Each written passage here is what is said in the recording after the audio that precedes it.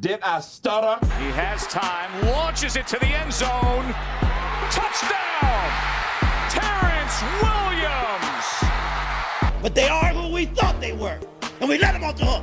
The 2011 winner of the Heisman Trophy is Robert Griffin III, RG3! Welcome to Up Tempo on SicEm365 Radio. Langoliers, base hit to center, and the Baylor Bears win their first Big 12 tournament championship. Their fat little girlfriends are telling them what they want to hear, which is how great you are. I'm a man. I'm 40. Call us on the Impact Health Labs caller line at 254-339-1122. Hello? You play to win the game. Yep, just ready for OU. You can't handle the truth. Here's Drake Toll.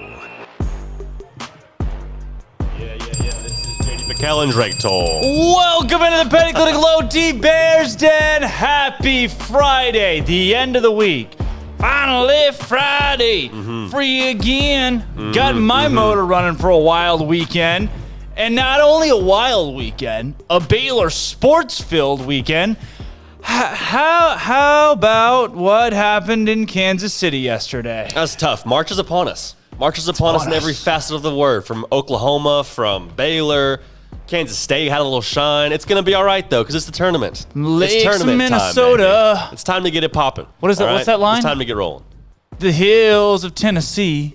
I'm sure I don't Detroit down to Houston. Oh, America the Beautiful. Sea to shining sea. God Bless the USA. Yeah, by Norman Greenbaum? Lee Greenwood. Lee Greenwood. Something like that. I'm sure I don't know what that is. Yeah, really? Positive. No, you've God heard the song. bless the USA. That one. Maybe it's like the different renditions. I've heard that song. No. Yeah, I mean. So only one person sings that song? Yeah, a guy you've never heard of, but he sings that song specifically. He does. Okay. He does. Call us 254-339-1122. Something happened yesterday. A lot of something's happened. Baylor won. Yeah. Baylor won, but it was dicey. That was not fun. What is your concern level right now? Not happy, Bob. High. Not how high? Happy. Are we going to give them a pass because that was the first round as tournament play? And I feel like tournament play, you're already looking to the next game. Like, it's different than regular season because you can focus on that game. Whereas, like, in the tournament, it's like, no, you want to get to that championship game. Do we give them a pass? It's a championship game. I don't know. Did they overlook It had Kansas State? Had to. It was more of, it seemed like a 100%. mindset issue. And Kansas State was in a rhythm. Like, if you told me Jared Butler would have 18, Maceo would have 24, Davion would have 23, and they'd only win by, 6 points? I'd be like, no shot. You tell me that stat line, they're winning by 30. The problem is the bench scored 5. Yeah, scored nothing. You got to get more help. Mark Vital had 2. I love Mark Vital, but only 2 points. We got to do better here, Baylor. Yeah, that's true. Got to do Baylor. The bench needs to step it up. Yeah. If the bench scores 25 points or more, Baylor can't lose. Baylor can't lose. Double digits. Lose. You made a great point. If Matthew Meyer scores well, 18. If it's Matthew Meyer time. If Flagler scores 18. Dude, it's a wrap. It's over. It's It's 100% over. a wrap. Consider yourself home. They're unbeatable. Baylor's going to win the Natty if that happens. Oh, for sure. That's a big if, though. It's a big if. Virginia, out of the ACC tournament breaking lead. Virginia taking on 14 seed Norfolk State. And then just Greenberg's man, I'm excited about this one. There's a 2-team Norfolk State. They got something there. You can't put Virginia in the tournament. If you're not sure that they can play. And I'm not sure that they can play. The tournament starts next Thursday, right? Am I right in that? Friday? 18th. Right? Yeah. Thursday. Right. So how can you tell me right now they just had a positive test this morning that they will know by next Thursday that everybody's cleared and they can play? I'm confused what you're asking. Are you saying that how am I sure that they're going to play in the tournament? I'm saying they should not be put in the tournament, period, unless they know that they can play, be cleared to play through for sure. COVID protocols. No, I 100% agree. But I don't think they can. You just had a positive test. How are you going to clear everybody in 6 days? No, I'm with you. I mean, you put everybody else at risk. It's over. You put everybody else at risk. You're I think done. It's horrible. Virginia's season's done. It was the dumbest idea ever. What are we getting out of the ACC tournament? Like, maybe what do we get out of that? Really? What? In North Carolina, they were going to make it. I get to watch some North Carolina basketball. I can only assume. But they're going to make it. But they're going on a run, by the way. Oh, yeah. They got their shoes on. And they're they're going going to to get spikes on. But now they got Florida State, who just had a day break because Duke dropped out. And then if they win that game, they'll catch, who is it, Clemson? Yeah. Who will then be coming off a day break because Virginia was out. So North Carolina goes all the way and wins the ACC. That's just unreal. And that was how they would punch their ticket, right? Like, they weren't going to get in without the tournament. They were going to get in. They were going to get in. They've been receiving votes. Because halfway during the season, we were like, shoot, all the Blue Bloods are missing. Yeah, Michigan State, They Duke, North Carolina. I told y'all, North Carolina gets hot at the end of the season. Yeah, no, you 100% did. They turned it on. And they had freshmen that peaked at the right time. Like 1,000% you called that. You know the only one that we're missing? Kentucky. Kentucky loses by a point yesterday, and they are out of postseason contention just because I said so. I mean, obviously they're not going to go to tournament. They're not going to go to I mean, it sucks to suck, huh? Sucks to suck. It would suck to be them right now. Yeah. I would hate to be Kentucky. What are the odds? But we're not. Remember, who'd have thought? We're up 10. Look at us. Who'd have thought that not me. We would be saying in ever, man, I'm glad we're not Kentucky basketball right now. Glad we're Baylor basketball and not Kentucky.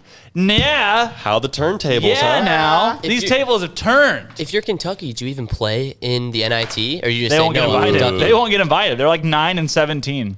Really? They're done. See, I have no understanding as to how you get invited to the NIT. The NIT's cut to 16 teams this year, too. Okay. So, how many wins would you say ballpark You're probably going to need to be either 500 in a really good conference or a little bit below 500 in a really good conference to make it. Would you invite them because they're Kentucky? No. They will not get invited. There's a third tournament. But they are right around 500 in conference play, I think. They're just like 9-17. See, that's the only reason I see conference tournaments potentially being beneficial. They found us. That's the only reason that I see conference tournaments potentially helping you is a team like Kentucky winning the whole thing and getting in. But in a COVID year, I think you just have to be like, hey, dude, COVID year, sorry. Best teams get in, and we're not risking it so Kentucky can maybe play for the tournament.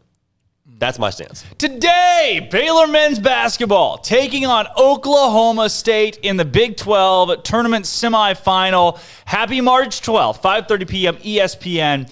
Baylor against Cade Cunningham. Against Cade, yeah, I'm excited to see a more after Cade Cunningham kind of got to get in his rhythm that second half. Going to be interesting to see, hey, does Baylor defend him differently than they did the second half? Because he obviously figured out what Baylor was doing defensively. Or do you kind of just chalk it up to what happened last time, which I think is what's going to be the case? Cade Cunningham's going to get his. Cade Cunningham's going to get his 20, going to get his 24, 25, whatever it is. Think so? I think so. I think Mark Vital's going to lock him down on the outside. I think you got to shut everyone down. I think you got to shut off the water everywhere else. I think you can. I think Mark Vital's going to lock him down on the wing. I think you got to do it. I think it got to be him and Davion Mitchell like last time. Baylor plays basketball today. Oh, yeah. Toot toot. Whole lot of it. Come on with it. 2 halves for us. Baylor also plays equestrian this weekend. Plays. Yeah, I'm saying, do we know the term? You equest. I would go with plays. Like plays would be my pick. But do we have any equestrian experts? They ride. Tonight we ride. We ride. You think that like the pregame speech, like, listen, they're out there on their horses and they're here to drive you in the dirt. I love all your coaches' speeches because they're always Irish, and it gets me fired up. I wish I had an Irish coach like that. Today, we ride. The equestrian team has lost 4 straight, though. Okay, they're due. I will say they It's are March. due. They are due. They are getting those horses in shape right now. They're making them run line drills, suicides. They're coming off COVID from not too long ago. The horses, too, aren't they? all the horses had COVID. You know, there's like horse I don't know if I can say that. Equestrianism. What? Equestrianism. They're gonna have an equestrianism. That's not the term, but they're gonna equine and dine. I think Tonight. it's like riding. We ride. Wait, seriously though, didn't they have a COVID outbreak like not too long ago? They did have something. They had some stuff that was bad. Yeah. They had some stuff that was bad. Don't we all? Can Candle says, worried about Caleb Boone. I am also worried about Caleb Boone. Caleb Boone's tall and big, and our interior ball also says our interior play is bugaboo, is our bugaboo. It is a bugaboo. I'm going to go ahead and put that as a word of the day. It's a bugaboo. That's a $7 word. It can make you bugaboo who? Bugaboo. I will give you $7 about it. I will copyright the word bugaboo, and anytime it's used moving forward, I get a cut of the profits. I think it's a trademark it. I'm going to trademark it. Trademark it and copyright it. We're going to do all of it. We're locking it up. We own Bugaboo as of now, but I'm with that. That's a great point. Yeah. Like, I just think Cade Cunningham's going to happen. Like, Cade Cunningham's going to do him, in my opinion. I would love to see Baylor shut off the water with Cade Cunningham, but I think it's going to have to be you shut down everyone else because Cade Cunningham's going to do it, in my opinion. Every day is getting colder. Maybe you should stand him for a half. Steven from Virginia. For a half. The usage of the word bugaboo peaked in the year 1923. Oh. Stat of the day. Wow. So we're just a few years behind. We are above our. We're a bugaboo. We're old souls. It's we're making old a souls. comeback. Old souls. We're before our time. We are before our time. Old souls, new After our style. time. Almost 100 years ago. All right, anyways. Wow. Steven. Steven from Virginia. Welcome on Pimpo. Hey, guys. I'm glad to be here today. I just want to offer an observation for yesterday's show first, that Andrew had the best line of the day when he said that Mark Webber looked really bad, angry, in lavender. Nobody looks good angry in lavender, and if you're a man, you just shouldn't wear lavender because the chances that you get angry that day are always going to happen if you're wearing lavender, and you will not look good doing it. Not even at a wedding? I like a man. Real men wear pink. Again, you don't listen to Drake, so I'm not really going to take your word on that. Boom. Yeah. But I'm also looking at this Baylor game today, and I would feel really good about setting the score at 75-69, and I would look and say that would be the under right now. I feel like they would right now. The over-under number for today started at 150, and it has already dropped 3 points. Dang. 147.5. What does Vegas know? I know something. Vegas was look, we thought that number was way too low yesterday, and I actually put real money on that one, and I sat there, pretty anxious when Jared Butler was at the free throw line having to hit 2 to hit the over. So Vegas knows something. And then before I get to Bear games, I just want to say that I watch before, I tune in when there's 2 or 3 minutes left to go on YouTube. This is my lunch break. Heck yeah. And Baylor, take on your Drake, lunch break. I just have to say, what are those? You are a grown person who works in Waco, who is a personality. Get yourself some nice Nike sneakers, please. I only say things like this because I feel like an older brother to you. I like the moccasins. I personally, A, like the shirt. B, the frat boy slippers. Not gonna apologize. You can't call those slippers. What? What do you think I did to these? What do you think I did with them this morning? I slipped them on. That doesn't mean I slipped my tennis shoes on today. Your tennis shoes? All right, well, then slippers. What do you call them? The slippers. Tennis shoes. I see the argument for tennis those. shoes? I would also call them moccasins. No. There's a difference between tennis shoes and tennis shoes. Also, tennis shoes are like your normal sneakers you wear around. Tennis shoes are like specifically designed for the sport of tennis. What? Just need to get that out there. We're going to have And I a also debate about have to say that I've seen the way JD dresses, and I've seen the way you dress Drake, and I have to be honest, JD is the only one around there catching unicorns. So you might want to take some advice from my boy. Go download some Drake mixtapes. It might help you out. I don't want any part of this. Shade. I don't want any part of this. I don't want any part Steven of this. Virginia coming at you. Steven today. Virginia. I like Drake's fits, to be clear. I have not worn the same fit twice in this show. I have worn the same fit And probably we are 5 times. 15 weeks in. Yeah. Steven, now I what? wear the same thing. No, it's. I mean, if it ain't broke, You could have fix used it. one of the other ones that you wore instead of the one you wore today. That's all I'm saying. Oh, my God. Steven. Steven is lighting me up. Steven, I love you, but I would love to play some Bear games here, we're but all on the it's same got to team. be like, Steven's blem for real. we Isn't that right? dropped him. Gosh, dang it. The connection must really suck in here. It just dropped. Gosh. Sometimes you just can't help but technology these days. Technology, man. I just feel uncomfortable. Like I feel like I was kind of put between a rock and a hard place there. Rock, meat, hard place. You were getting complimented by Steven, and you shouldn't feel bad at all. Also, see, he did it in such a backhanded way to where like I felt like I was pitted against Drake. He was using you. He was using you to make a right. To and see, diss I Drake. love Steven from Virginia, and I love Drake, and it's like both favorites. But then when they're clashing, I don't know what it's like when you see your siblings fight. Andrew's been over We're grinding on the Roku. Sorry, Andrew could not figure out the Roku. Andrew's been over here trying to put the basketball game on the TV. Dude, it's hard, Little to be honest. It's so difficult. One remote works all three TVs. So anytime you move it on one of them, it's Tetris. That's like the ultimate bear game. It's the boss level. It is. You've got to make sure that you like space out and point, and Armstrong may be able to help him. River Liquor and Wine text line, happy to get the win, says Jack Wheeler, but I was straight up not having a good time during that game. I'll agree. Agreed. I'll agree. Not only was I not having a good time, when I really thought about it, there was a deep drive in the left field. That's going to be a home run by Castellanos. That'll make it a 4-0 game. Scotty B. the Baylor King says, I admit I'm a little concerned going into the game today, but I'm sure it was a letdown game, so we should play better. I agree. I agree. I think you escaped with a win, which is always like that's saying something. It's not easy to win. Even when Baylor was one of the high seeds, the Big 12 tournament was a couple years ago, where they ended up losing out early. So I mean, I think this is fine. I'm not too worried about. And something they mentioned too on the broadcast, Kansas State's kind of getting into a rhythm. They played well yesterday or 2 days ago, I should say now, against TCU.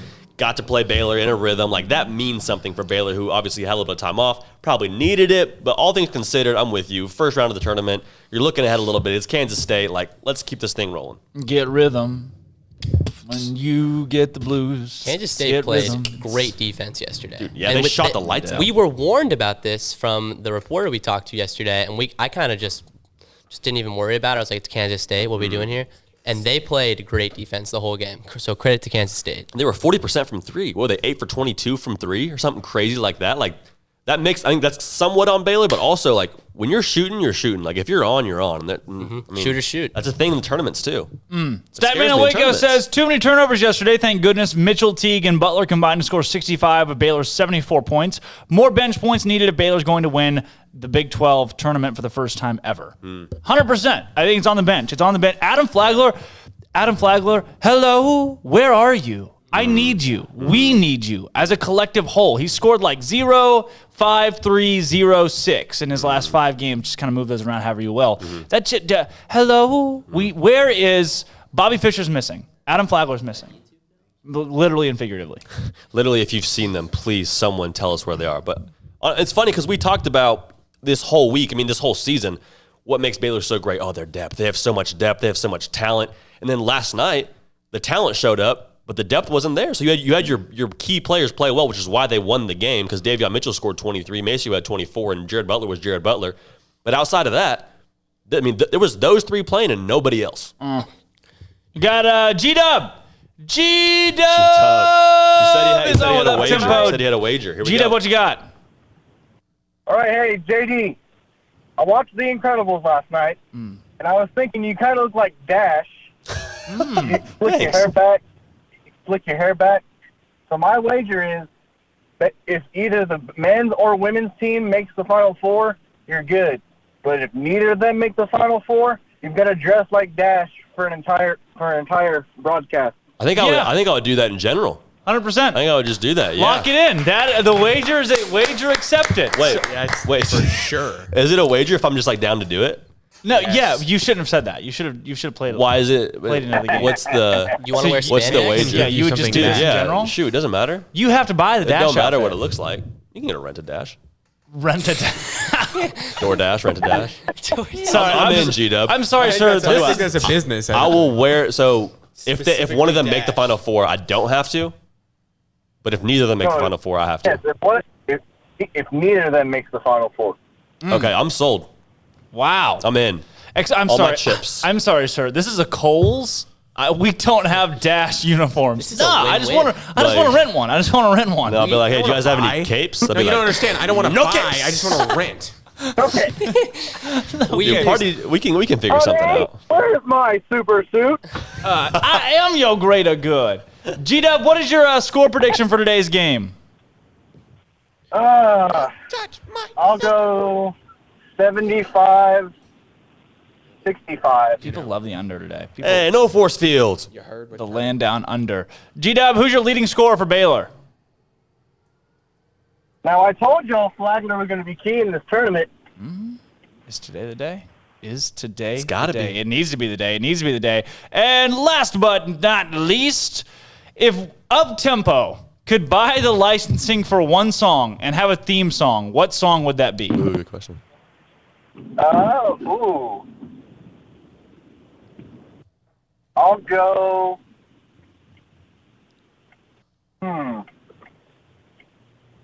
I'll go Brick House. Yes! She's a brick. And I was listening welcome to that back. last night. Interesting. House into Uptempo. That'd be good. What would That'd your be answer good. be? What would G-Dub, your answer I don't be? know, but G-Dub wins. Brick house. Give me a break to think about it. But G-Dub, thanks for your call, man. All right, yes, sir. Thank y'all. You're the man, G-Dub. She's a brick. I love that he starts calling in. I love he's been calling in. I didn't know he was a real person. Big Twitter fan. Big fan of his Twitter. He's phenomenal. What is the remote control? We're dead. What is the remote control? The robot? That's a great one. Not mode. Are we there yet? Why won't you let Dash go out for sports? Because he'd be great.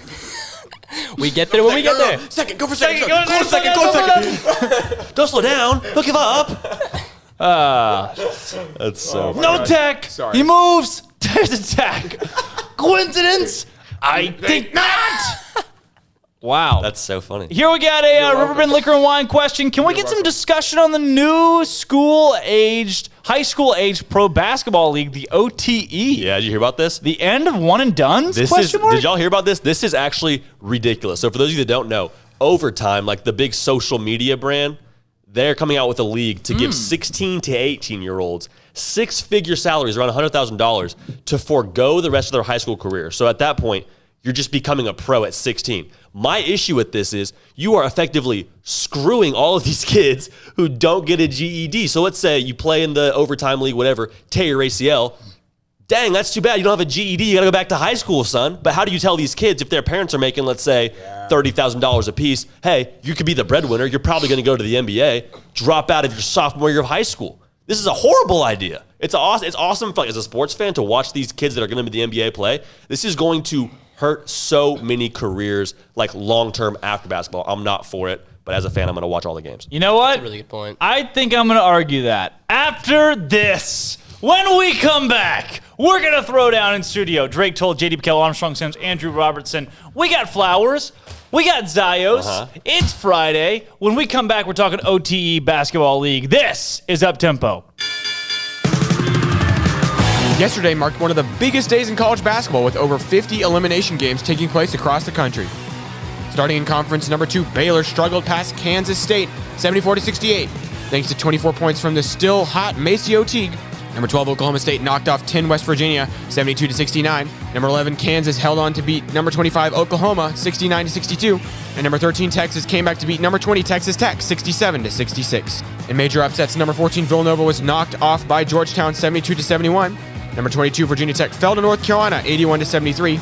Michigan State fell to Maryland 79-75. And Mississippi State ended Kentucky's season 74-73.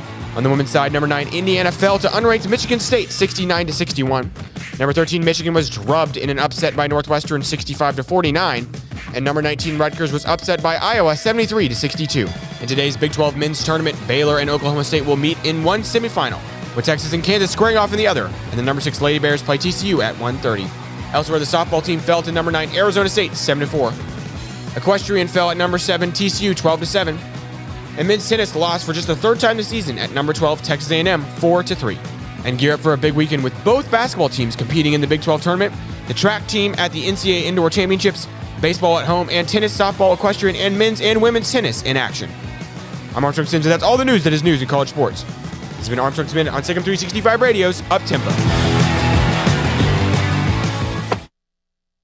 With your Ram truck from Allen Samuels, you may not have to plow through snow and mud or pull heavy loads, but you could. During the Big Finish year-end event, you get a Ram deal like no other. Employee pricing for all, 0% for 84, and no payments for 90 days. Ram 1500 Lone Star for Christmas. No other truck comes close. And ask about Big Finish pricing on Ram Heavy Duty and Ram ProMaster for your business. Happy holidays from Allen Samuels. How did Edward Jones become one of the biggest financial service companies in the world? By not acting that way. Financial strategies, one-on-one advice, it's a big difference. And that's why Brad Wilson, your Edward Jones financial advisor, makes sense of investing. Experience the difference for yourself. Brad Wilson, 250 Sharon Drive in Woodway, 254-776-4337. Edward Jones, member SIPC. At Ideal MRI, we feel blessed to be a part of the Waco community. We're a small family business right here in Central Texas, and our goal is to bring down the cost of healthcare while maintaining high quality. At times like this, the cost of healthcare has never been more important, and unfortunately, significant illnesses and injuries still occur. That's why Ideal MRI is open and here to serve you through the difficult time. We offer premium MRIs just like a hospital with state-of-the-art technology and specialists, but you'll pay less. Sometimes thousands of dollars less, whether you're using insurance or not. At Ideal MRI, we accept most insurance and there are no hidden costs, even offering financing if that's needed. Everything included in the price, and you'll not get something as a surprise in the mail later on. If you need an MRI, ask your doctor about Ideal MRI. They'll know. You can schedule an appointment safely from home online in minutes at idealmri.com or give us a call, 833-IDEAL-MRI, idealmri.com. Texas Farm Bureau Insurance has protected fellow Texans with auto, home, health, and life insurance since 1952.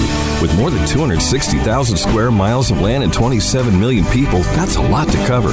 Whether you're wrangling cattle or wrangling kids, we're proud to protect Texans in all Texan ways of life. Stop by and see our agents at one of our 3 McLennan County locations. Coverage and discounts are subject to qualifications and policy terms and may vary by situation. Waco Custom Marketplace is your home for holiday favorites for parties and the time with family. Various specials available in-store and online. A variety of steak gift boxes with 4 ribeyes for $70, 4 bacon wrap fillets for $55, or 4 New York strips for $50, and all come with steak butter. Fall snack box for watching a game or wrapping presents or hosting people at your house, including summer sausage, split horn, and jalapeno cheese, and salted crackers for only $35. 2 pieces of lobster tails with herb butter and 2 bacon wrap fillets for $60. Order online or call in advance to ensure availability, or drop by Waco Custom Marketplace at 425 Lake Air Drive. Waco Custom Marketplace has a full-service butcher shop for customized orders or cuts of your favorite steaks or beef tenderloin or specially ordered prime rib roast. Plus, what you want with pork, poultry, seafood, and more. Waco Custom Marketplace, 425 Lake Air Drive in Waco, or WacoCustomMarketplace.com.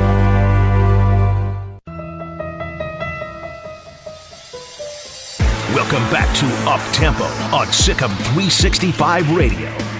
Call us on the Impact Health Labs caller line at 254-339-1122. Sit down, Bob. I'm not happy, Bob.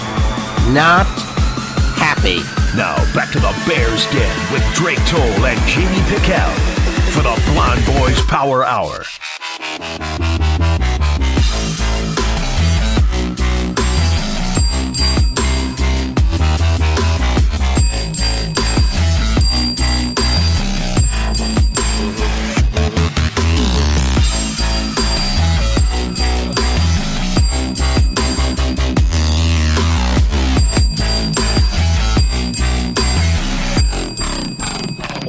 Welcome back to the Defending Clinic Low T Bears Den. I'm Drake Toll. That's J.D. Pickell. Armstrong Sims cooking up in the stew. What if we just did that for the rest of the time? Just the best, just 2.5 hours of just like the ratings would be through the Oh my roof. gosh. Through the moon. We would get like 10 minutes in and folks would be like, they're still going. Like, yo, this kind of slaps though. They're still going. And then by the time we get 15 minutes, it's like, they're not going to stop.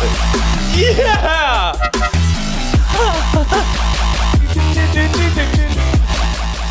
Listen, that right there is fire. Capital F-I-R-E. It got me going. This feels like a good day, right? Best part.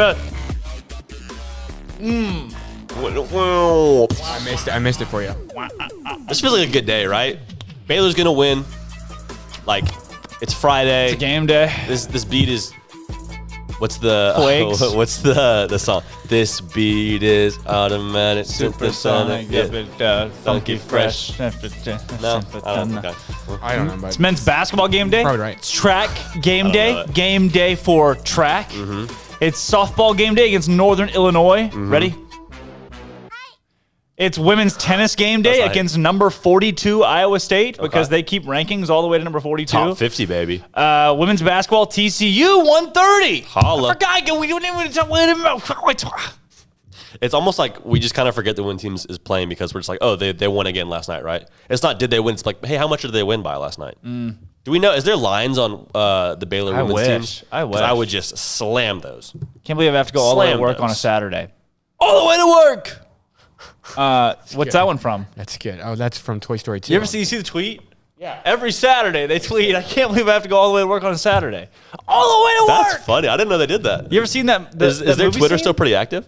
Yeah. No kidding. Yeah, it posts every Saturday. I love that. Oh, and there's also the one where it's SNL and it's, ladies and gentlemen, it's the weekend. And it posts on every Friday. No and it way. it makes me so happy. That's it makes awesome. me so happy. I love that they're still.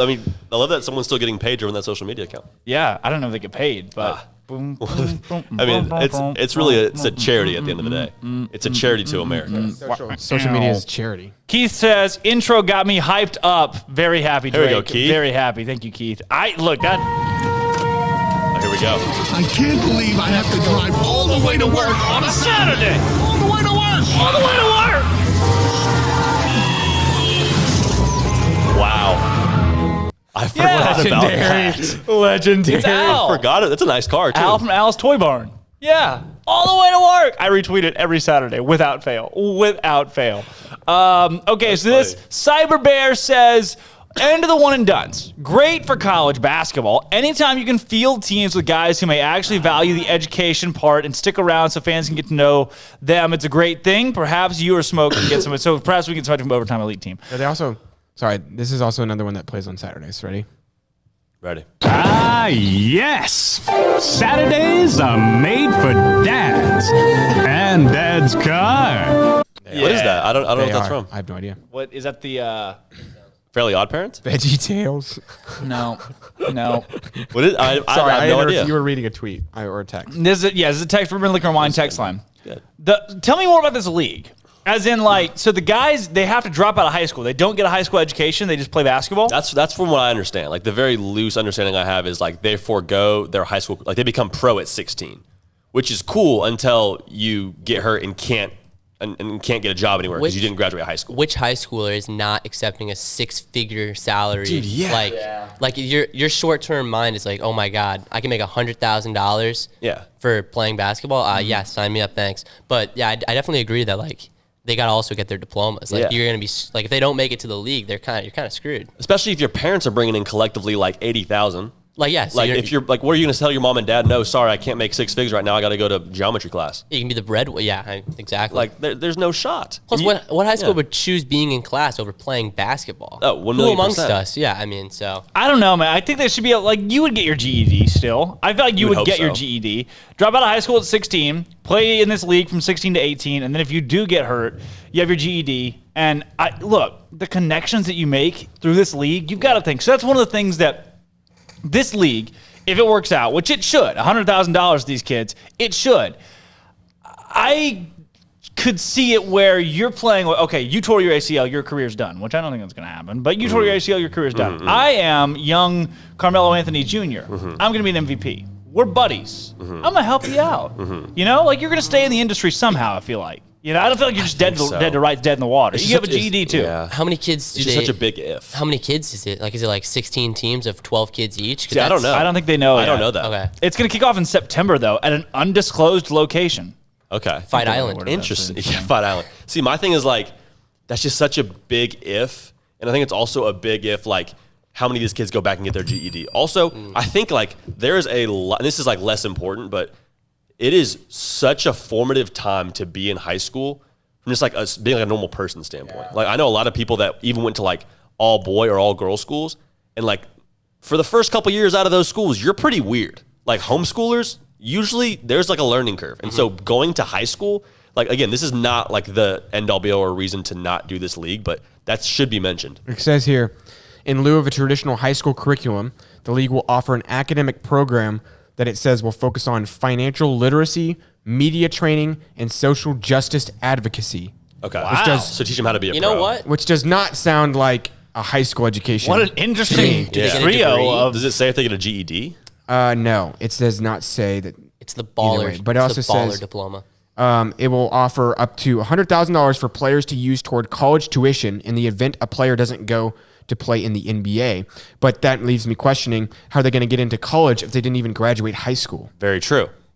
What college getting a GED or something? What college is going to accept? Well, okay. Literally all of them. In lieu of a traditional high school. But think about it. I mean, you're going to get a GED from a school that focuses on financial literacy and social justice media training. What media training is good, what actually. College is going to accept. But think about this though. Every college. You know why? If you're a 4 or 5 star basketball player, you're going to college wherever you want. Yeah, but they're not. You've already a pro. You can't. You can't play. Oh, you can't play really? amateur sports anymore. You're done. Wow. Oh, so they're saying they're going to pay your college tuition. Right. Also, but you can't write. Coming out of this league, are you really going to have the education to keep up with the college curriculums? Like, I don't think so. No shot. You can manage Twitter, but can you do calculus? I don't know. I don't think so.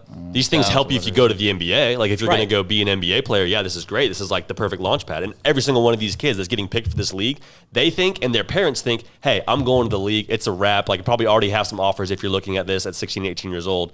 This just feels like a really bad idea, like a get-rich-quick scheme, you know? I think it's bad for college basketball, for sure, because it's going to take great kids out of college basketball, and instead it's going to be like 2 leagues competing for viewership. I'm off it. I don't like it. JD's got me. I think that texture's right, though. I think one and done's, like, let's just let kids go out of high school. Like, I don't care if you go to college. What do we really gain except for, like, maybe makes college basketball more exciting? Let them go out of high school. I don't really see, like, that worked fine when LeBron James, Carmelo, and Dwight Howard, all those guys did it. Like, with that. Also, you're just wasting flipping money when it comes to education. These kids are there for a year. Yeah. And look, here's the deal. Maybe if I am, what is it? Who's the kid from Duke that quit? Oh, Johnson. Name. Jalen Johnson. Jalen Johnson. Jalen Jackson. Jalen Johnson. I think it's Johnson. If I'm him, I am there to play basketball for a year. Yeah. I am there for 1 year to play basketball. When the basketball season's over, I am done. I'm not going to class one more time. And while I'm there, I'm probably going to do the very minimum going to class anyway because I know I'm going to the NBA. For sure. These kids are not there to get an education. There's that whole like, oh, they are a student and then they're an athlete. And that just does not apply in most places or in any place when it comes to one and dones. Oh, for sure. You're literally a one and done. The point of that is to leave college and not have to do school anymore to go to the NBA. You're not there for a valued education. No, like it's a waste of money. It's a waste of money. Not because these people like everyone should get an education. It's not a waste of money, the fact that they are getting an education. It's a waste of money for the fact that they don't care. Yeah. That's not why they're there. And the ones that do are still only going to be there for a year. So then, great, you got a year of college. That counts for nothing, you know? You're expanding resources. As a not that they're like you're hurting because you expanded on Jalen Johnson, Justin Johnson, whatever his name is.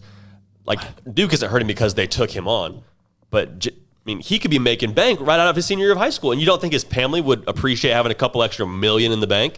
My family would. My family would love that. My mom's not listening. I'm sorry, I wasn't better at basketball, mom and dad. But like, if I were, I would figure out how to do this like the internship thing is interesting to me. I think everything changes now that they lose. I didn't know they lost their eligibility for college. Like I could see maybe coming out of this league and like going to play at a Baylor, a Kentucky, a Duke, like. when you lose your eligibility, like if these kids don't like perform at such a high level, like how many one and done kids are there? Like probably a handful. So I think it's going to like really mess up the back end of this league. I think we're going to start seeing more internships. Did y'all see that? That one kid who went to New Balance and like essentially worked a 9-to-5 internship, but the whole time like he was like I think contributing to like the media team, marketing team, whatever it was, but just grinding for like the NBA Combine for that 1 year he had to take off. Wow. Or the G League I think now has like a farm system for guys. So I'm for that, but this is a bad idea. Yeah, I agree. How about college basketball today? Number 6 Alabama currently up on Mississippi State 29-12. Easy money.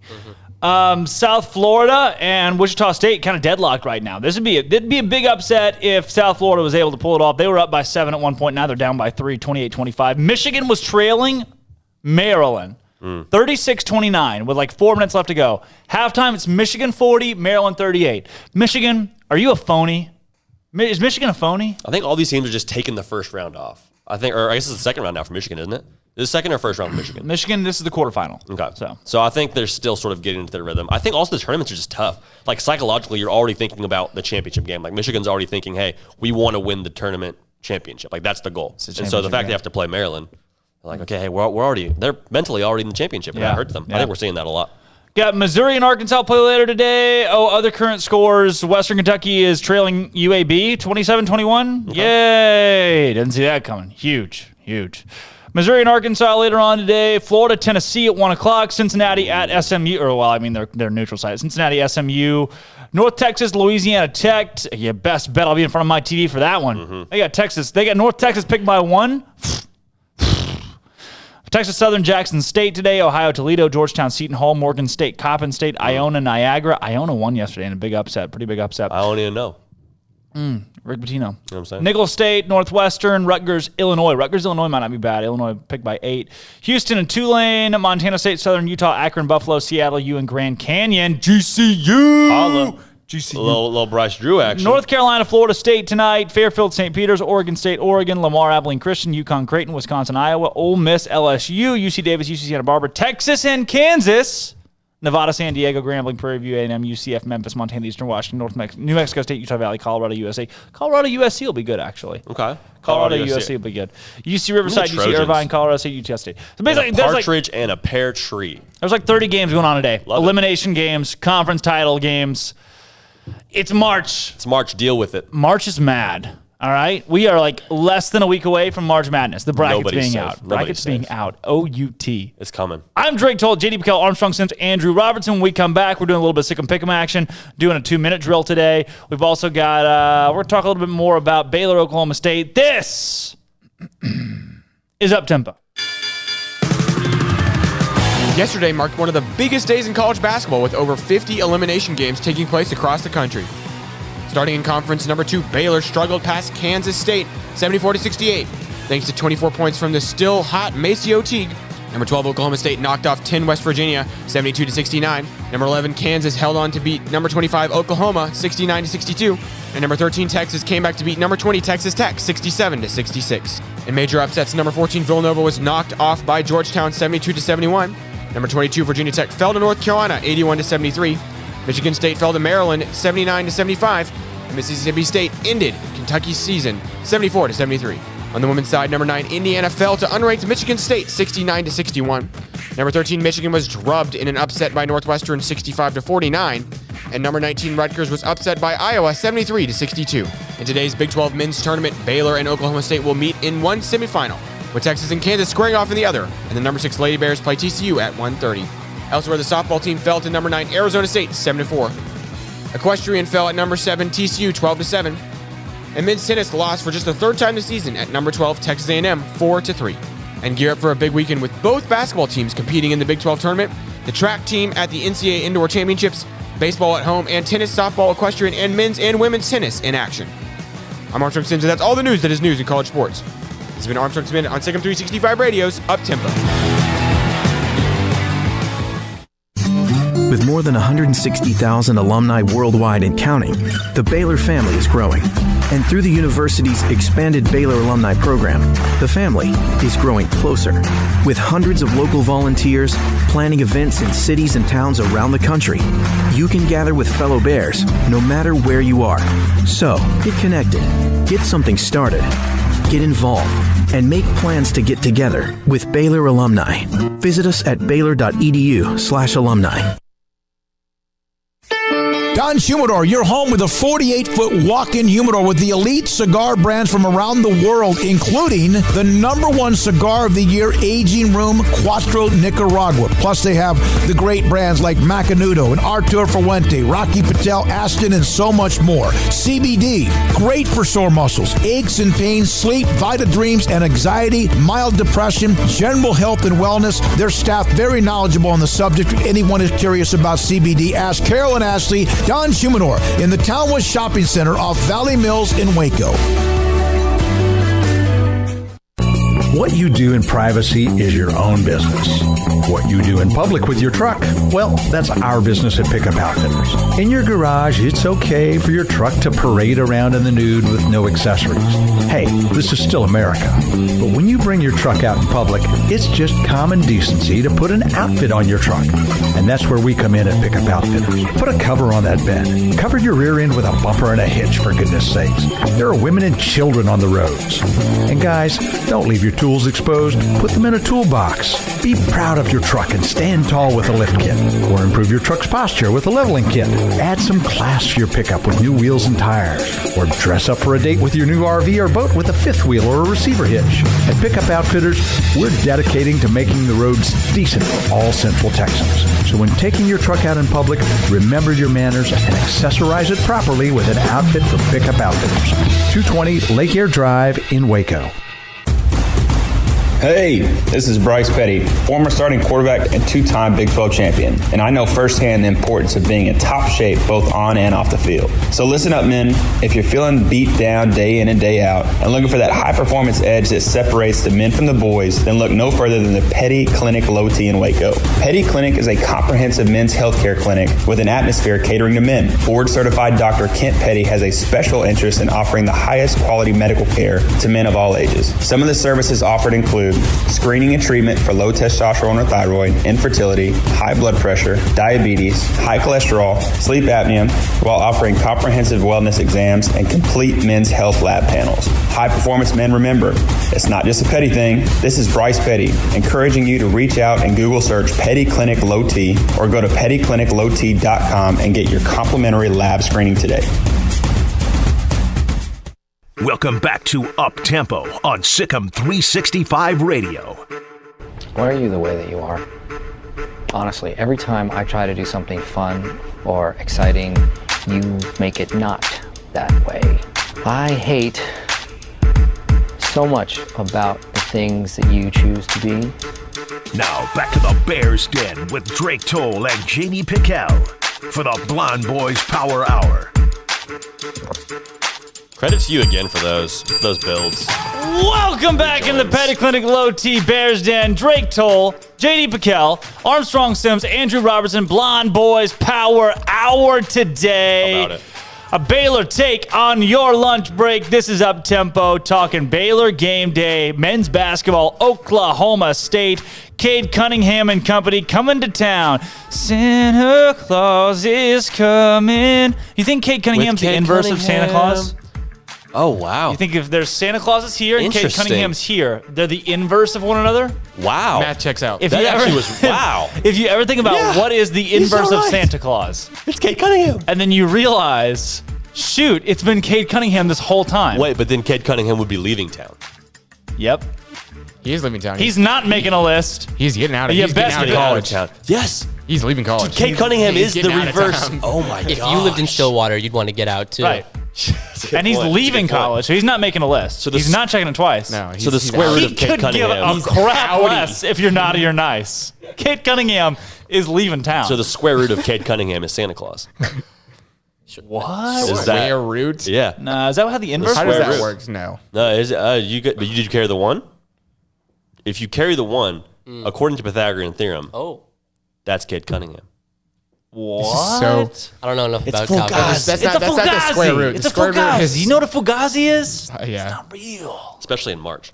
March is a Fugazi. March is a Fugazi. Jack Wheeler says, JD, that dad clip is Dexter's Laboratory. Someone was obviously not watching Cartoon Network religiously as a child. Did you not? We're not a big Cartoon Network guy. I liked, Cartoon Network. I'm like, not to toot my own horn, I legitimately was on ESPN like probably at the age of 9. Bro. What were you doing? Were you in Little League? This guy was built for this. Bro. He was a bro No, at 9. I mean, What- also Cartoon Network would just like, I would not the watch humor wasn't that funny to me. What were you on ESPN Never. for? I just love watching Sports Center. I'd watch NFL Live. Oh, like you that. weren't on Curling. ESPN. You were watching ESPN. Gotta get that curling in. That curling. curling. Not the other curling. No. That With the sweeping on. Was that on Nice. ESPN? I was watching it last like night. the I Ocho. literally watched curling last night. It's March. Why was that on? Do they have the Ocho the entire year, or is it just that one day? Just like one day. Well, 'cause Yeah, I the best. I think it's just the one because It's sad. I'm I trying to wish they had think that channel. because the Ocho doesn't come on like ESPN Plus. If ESPN Plus had the Ocho, It'd be on all day. It'd be more viewed than All day. ESPN. oh yeah, Like it's the best. the pumpkin toss. I want to watch pizza tossing. What show would y'all assimilate dough us tossing. Pizza to? review time. What show? Is there a show you could assimilate this show to? Like, are we like? We could all hop on a bobsled together, I think. Are we like? Yeah, if we I had also to, watched lacrosse last night. Are we like? Pardon my take. Or are we like? if we had to be compared to one team, one show, Undisputed? Undisputed. No, I don't watch that show. Pardon my What take. would I we didn't be know on like? ESPN for we're one like day. Barstool, but for Baylor. I feel like Yeah. we're like that sounds about right. Barstool is really raunchy. But Yeah, clean. Yeah, I'd say we're we're a a little family more friendly family Baylor friendly Barstool. Baylor. Family friendly and Yeah. free. That's Baylor another Barstool. FR Yeah. word. Yeah, I feel like we're a family friendly. I'd love to hear what like people think about that. Yeah, I'd love to hear. Call kind in. of- yeah. 254-339-1122. If you could compare us to one show that exists in the world, It's a Joe pretty Rogan self-important podcast. question. I'm not the gonna Joe lie. Rogan podcast. It's a pretty like Joe Rogan- I self-serving don't think question. the I Joe Rogan pose. podcast does not check out. I feel like I feel like, are we funny? You think we like? Do you think we're I like don't know. I always carefree laugh and at kind times. of like? I always laugh. We Yeah. probably get a I lot of don't mixed know. reviews. make Jim- We think we're funny. We make Yeah. Jim Boeheim But jokes. does the audience? We're back. Somebody has to laugh, and it might as well be us. Right. You know what I'm saying? Right. And And if laughing at us. like if folks Yeah. out there are relatives of Jim Boeheim or relatives of the guy that Jim Boeheim ran over, Yes, yeah. they probably do not think they we're probably funny. don't like us. But you They should call probably have.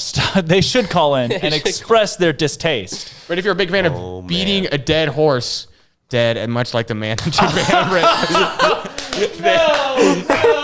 No. then you like the show. It's March, everybody.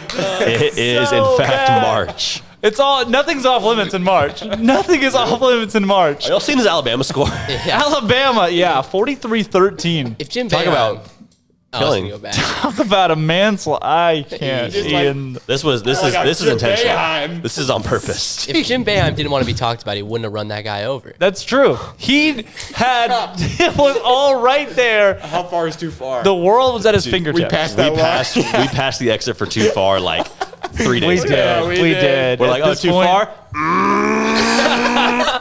Must go further. Oh my Wow. Well, this might be our like last the show. pun. We're I like on that. air. I like that pun. I thought about saying something, but I was like, I don't know. If rolling right through it. The car pun. The car pun. so we can all agree this is probably our last 10 minutes on air. That's not Hey, a, it's been a. like ever. They just come in with black suits. that's not a speed bump. Just like Jim Boeheim did driving home from that game. We're gonna Honey, get did you feel that? we're No. gonna get a text any minute here. Wow. T-Rex says, how about those Bears getting all their turnovers thank you. out of the way Yeah, for the rest yeah. of March? Get it out of their system. Nothing but flawless basketball moving forward. What do you think? I'm for that. I'm obviously for that. I don't know. I think like it really does have a lot to do, I think, with Kansas State just being in rhythm. Like I credit to that, and I credit being Baylor's first game of the Big 12 tournament. Like that's what I attribute to. Like they're gonna be fine. Wasn't that a season high turnovers too? Like that's not a characteristic thing. I think we averaged 12 a game. We were at like 22. There so comes a time. I mean, can't win with Yeah, those. do you give that to Baylor or do you give that to Kansas State? Because I mean, Kansas State's defense is pretty decent. Yeah, we were told about Kansas State's defense and we laughed, but they came to play. They had everything on the line. They showed it. We were It was their Super Bowl. We scoffed. Okay. Baylor, Oklahoma State today. SicEm, Pick'em. Mm-hmm. What is your Baylor -9? We talked about that at the break. I think they're going to cover 9. Wow. I just think they do. I think they will. I think I'm Baylor -9. I also really like. Let me pull it up for you here in just a second. I like Arkansas -5.5. I do too. Woo pig. I like. Woo pig. Come on now, pig. So pig. Come on now, pig. Hey, so hey, pip. I like LSU -1. You know about that? Oh, excuse me, Kansas money line. I like Kansas. Did you see Alabama -8? Because that's a lock. You were on that. I was on Alabama -8, 43-18 right now. Yeah. Memphis -7. Give me the Oklahoma money line the Texas money line. By the way, Texas is -1. You're gonna take them. Yeah, okay. I like that. I think because you have them going to the ship, don't you? Yeah, I'm in the ship. Yeah, Texas chipping. Last night made me throw up. Yeah, last night was bad. That was crazy. It was a bad game. USC money line against Colorado. Sorry, I'm jumping a little. I know. I like USC minus. Is it minus what? USC it's Colorado -1.5 right now. So USC plus 1.5. I love that. I love that call. I love that call. Roll with them. Roll with them. I don't see any of the lines on these late games, but I like. I want to throw something at UC Irvine just because they're close to where I'm from. Close to the heart. Close to the heart. Close to the old house. I like Kansas tonight minus +1. I like Texas -1. I think Texas wins tonight. LSU Ole Miss. I like LSU -1, honestly. Yeah, I do. We're on that. Iowa -4. I think Iowa money line's pretty safe to tab onto your parlay. Seton Hall, Georgetown. Do you have anything there? That one caught my eye. I love Seton Hall. You like a -3? I love them -3. Yeah. All right, let's roll with Seton Hall then. Yeah, baby. I like Seton Hall -3. Book it. Florida, Tennessee. Tennessee -4.5 scares me a little bit, but that's fine. I love Ohio State -1. I think they're going to beat Purdue by 2 or 3 or 4. Okay, I was going to say that one as well. I'm with you on that. Also, South Florida's up on Wichita State by 9 at halftime, which would be a big upset. I had Wichita State plus or -8. So it says Norfolk State uncontested against North Carolina A&T. That means A&T had a COVID deal. Boo-boo. A&T had a boo-boo. They bowed out. COVID they up. go home. They gotta go bye-bye. Dude, this is just anarchy. How confident are we that Duke actually had a COVID outbreak, or is this just Coach K saving face? I'm pretty confident. I think they probably did have a COVID outbreak, but I don't want to give him that much credit because Yeah. I just feel like Coach K is taking the loser's way out. I think he would. Yeah. Sorry, go ahead. I cut you off. No, I mean, there's no chance unless they win the ACC tournament. They're not going bowling. So yeah, I think he's so competitive that he would have given his leg to be able to win that tournament and play for March. You think so? I think he's just. I think he's a psycho. I think he really is. Patrick Watts asks, "Is the number on the screen the Riverman Liquor and Wine text line?" It is. It is. It is. The number on the screen can be texted. This text here says K-State #win your clunkers. Take that clunker. We buy it. Win them. You can't win. You can't win them all unless you're Baylor. You can win almost all of them. You still can't win them all. I guess unless you're Gonzaga in the regular season. Yeah. But I think Gonzaga loses in the Sweet 16. I'm so ready to listen, the next time we have a show, the next time we're at this desk together, there'll be a bracket. Oh my God. Come on, There'll son. be an NCAA March Madness bracket. Talking about, man. Wow. Really? This is going to be immaculate. That's crazy. The next time we have a show. Does that actually make you smile a little bit? And we're all going to tweet about it too. So follow everybody here on Twitter. Drake Toll or Drake Toll? I don't remember. I think it's Drake Toll. Just search Drake Toll and you get a follow. The most wonderful time of the year Sims is the line. Andrew Robertson. Wonderful Pickell. time. Christmas is not the most Going to be a wonderful lot of thing good stuff on Twitter. We don't have a show on the Who weekend. sings it? 30 different people. I'm just shamelessly Andy plugging all of our Williams. Twitters right now. We'll be retweeting. This is Andy up-tempo. Williams. You're dealing Of with the it. year. All the Twitter handles. No. Follow us. Or is it Jack It's gonna be Handy? great. You ever see the SNL sketch? It's going to be awesome. Where it's Will Ferrell just spinning around? You guys hear about Pluto? It's messed up, right? Pluto? It's messed up, right? Did they cut Pluto again? Cut Pluto? Again? Y'all hear about Pluto? Bro. Have y'all seen So Psych? messed up. No. Okay, well, that's one of his lines from the show. Pop, pop. Pop, pop, magnitude. All right, 2-minute drill on tap. Today's theme for the 2-minute drill. Everybody write down your stuff. Write down your, get your pen and paper, Everybody at home, get your pen and paper because you're playing too. If you win, if you beat your buddy next to you, you and your buddy going to play right quick. If you beat him, I'll send you a bracelet. I'll send you a bracelet. If you physically beat him up, we'll send you 2 bracelets. We're getting a call in here. Caller's going to play it with us. I have a caller. Caller, you're on with Up Tempo. Can you hear us all right? I'm just doing it on my phone, Andrew. It says caller moved to... Caller, you got us? I'm just doing it on my phone. This is me. Oh, Baylor Bigfoot. Let's go. Oh, Baylor Bigfoot. Hey, guys. Baylor Bigfoot. Baylor Bigfoot on the phone. First time, long time. I just wanted to say I was listening to the show, and I heard you guys were talking about Jim Boeheim and that guy he killed. And I want to say that guy he killed was one of my best friends. And when he was dying, I was at that. I was there when he was dying. He got hit by the car. And he said, Bigfoot, don't let Jim Boeheim get in trouble for this.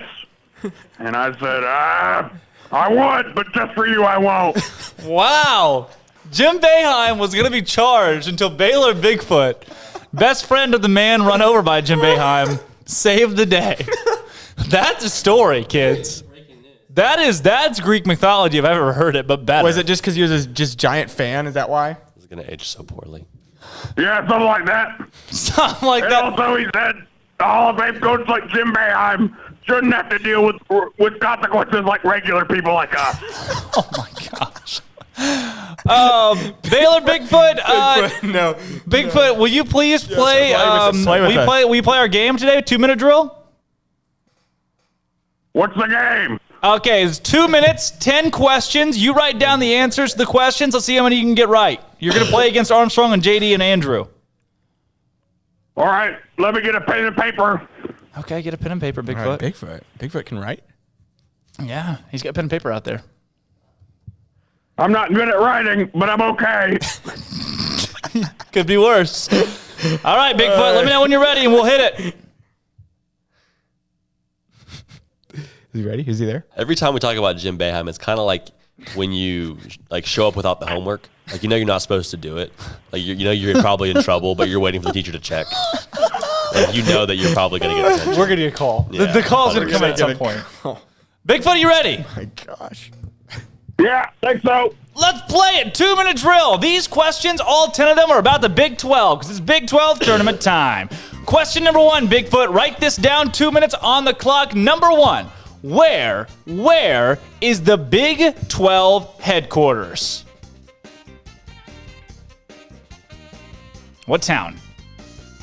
Question numero dos. No. How many member institutions are there in the Big 12? How many Big 12 schools are there? Like real member institutions, not like sub-member institutions, not associate members, real members. Number 3, who are the 2 newest Big 12 members? These schools were added in 2012. Who are they? Wow. I know one. I didn't think about that too. Come on, guys.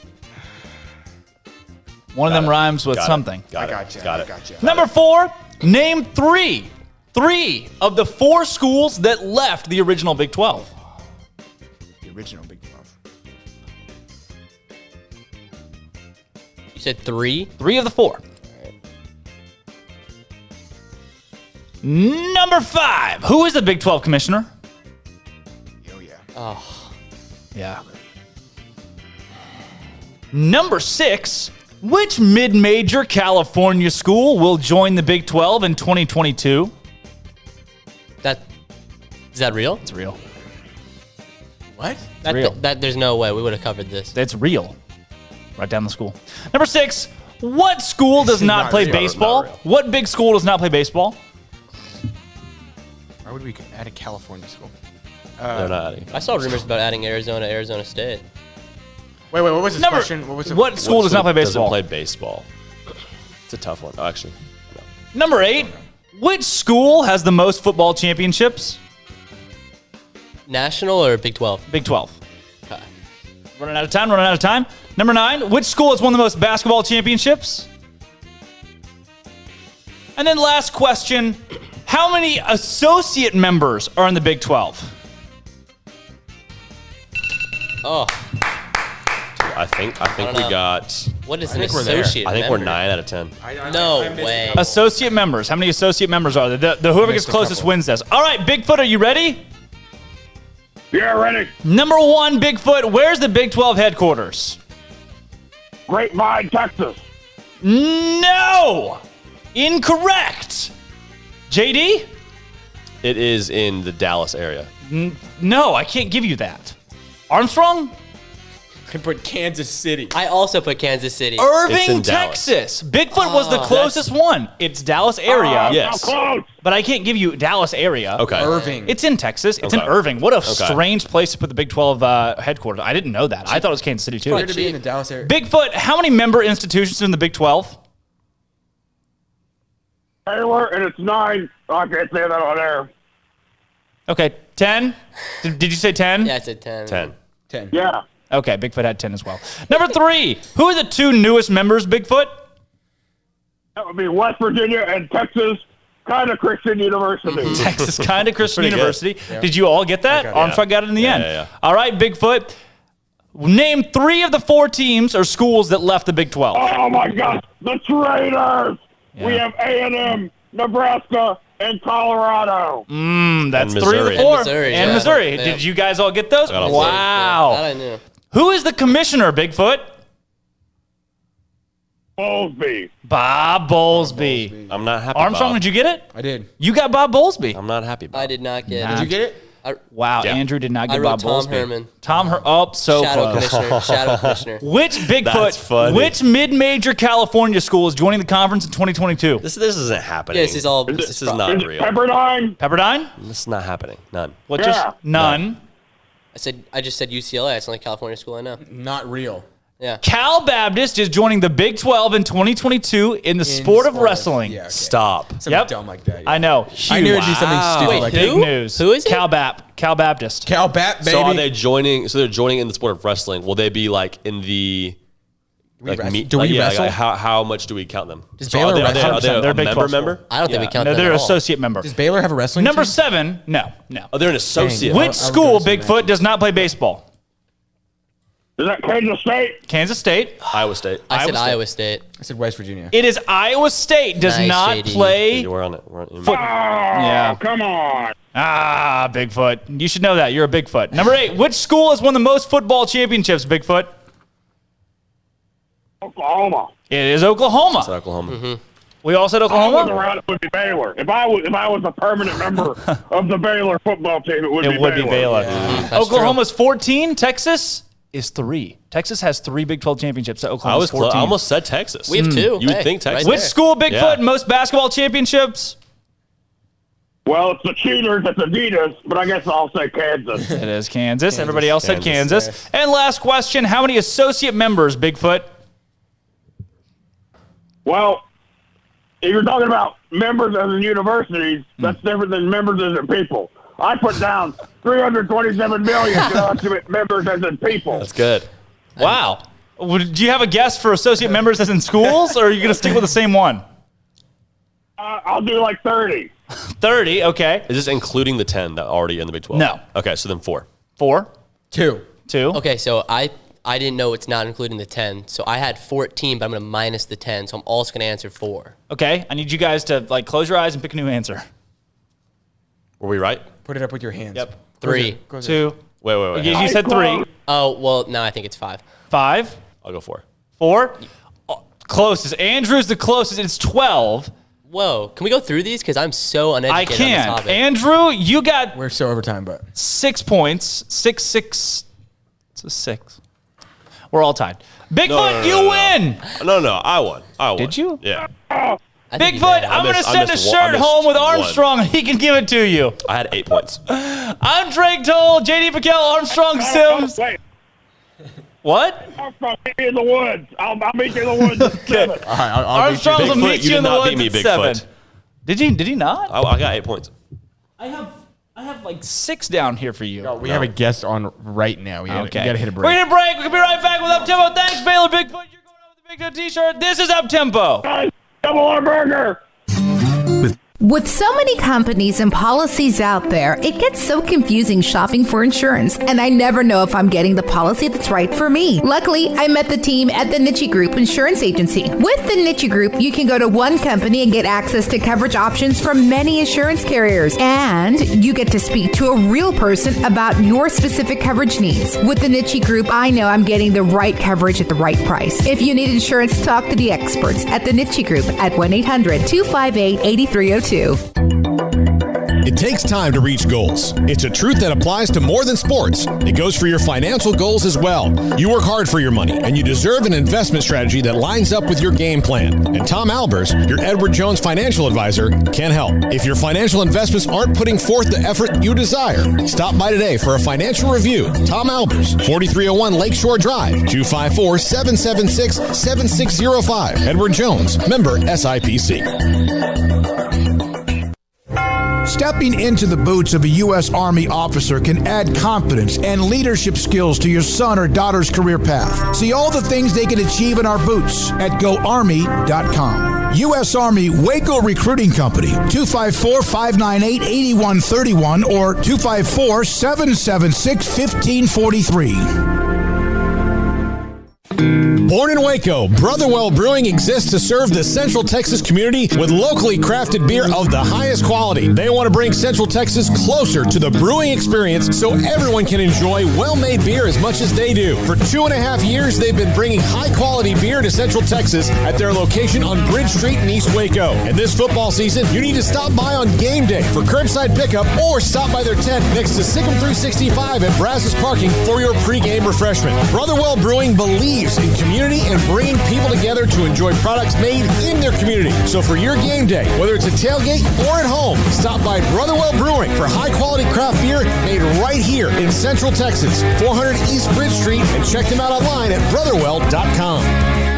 Boozers is the wedding ring store and more. If you're ready to get engaged or already married and want to upgrade your wife's ring for a special anniversary, Boozers is the place to go. With the largest selection of premier quality diamond engagement rings and wedding rings in Central Texas. They have 7 cases with over 300 styles of rings from top designers like Natalie Kay. Choose from yellow, white, or rose gold, plus beautiful top quality loose diamonds. With an in-house jeweler, they can also custom make anything you want. Bring in a picture or drawing and let Boozers create your one-of-a-kind pendant or ring. They can even use some of your old gold and diamond jewelry to create something new. At Boozers, you'll find a great selection of quality timepieces, and Boozers is the place for expert watch maintenance and repairs, too.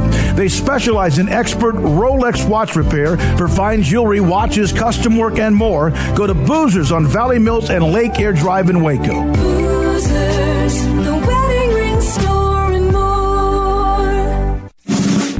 Car has the trucks, man. They have the one for you. Crew cab, short or long bed, silver, black or blue. Texas size selection, great prices too. Richard Carr, he has the truck for you. Carr has the trucks, man. He has the truck you need. If you want the best truck, you want a GMC. Texas size selection, great prices too. Richard Carr, they have the truck for you.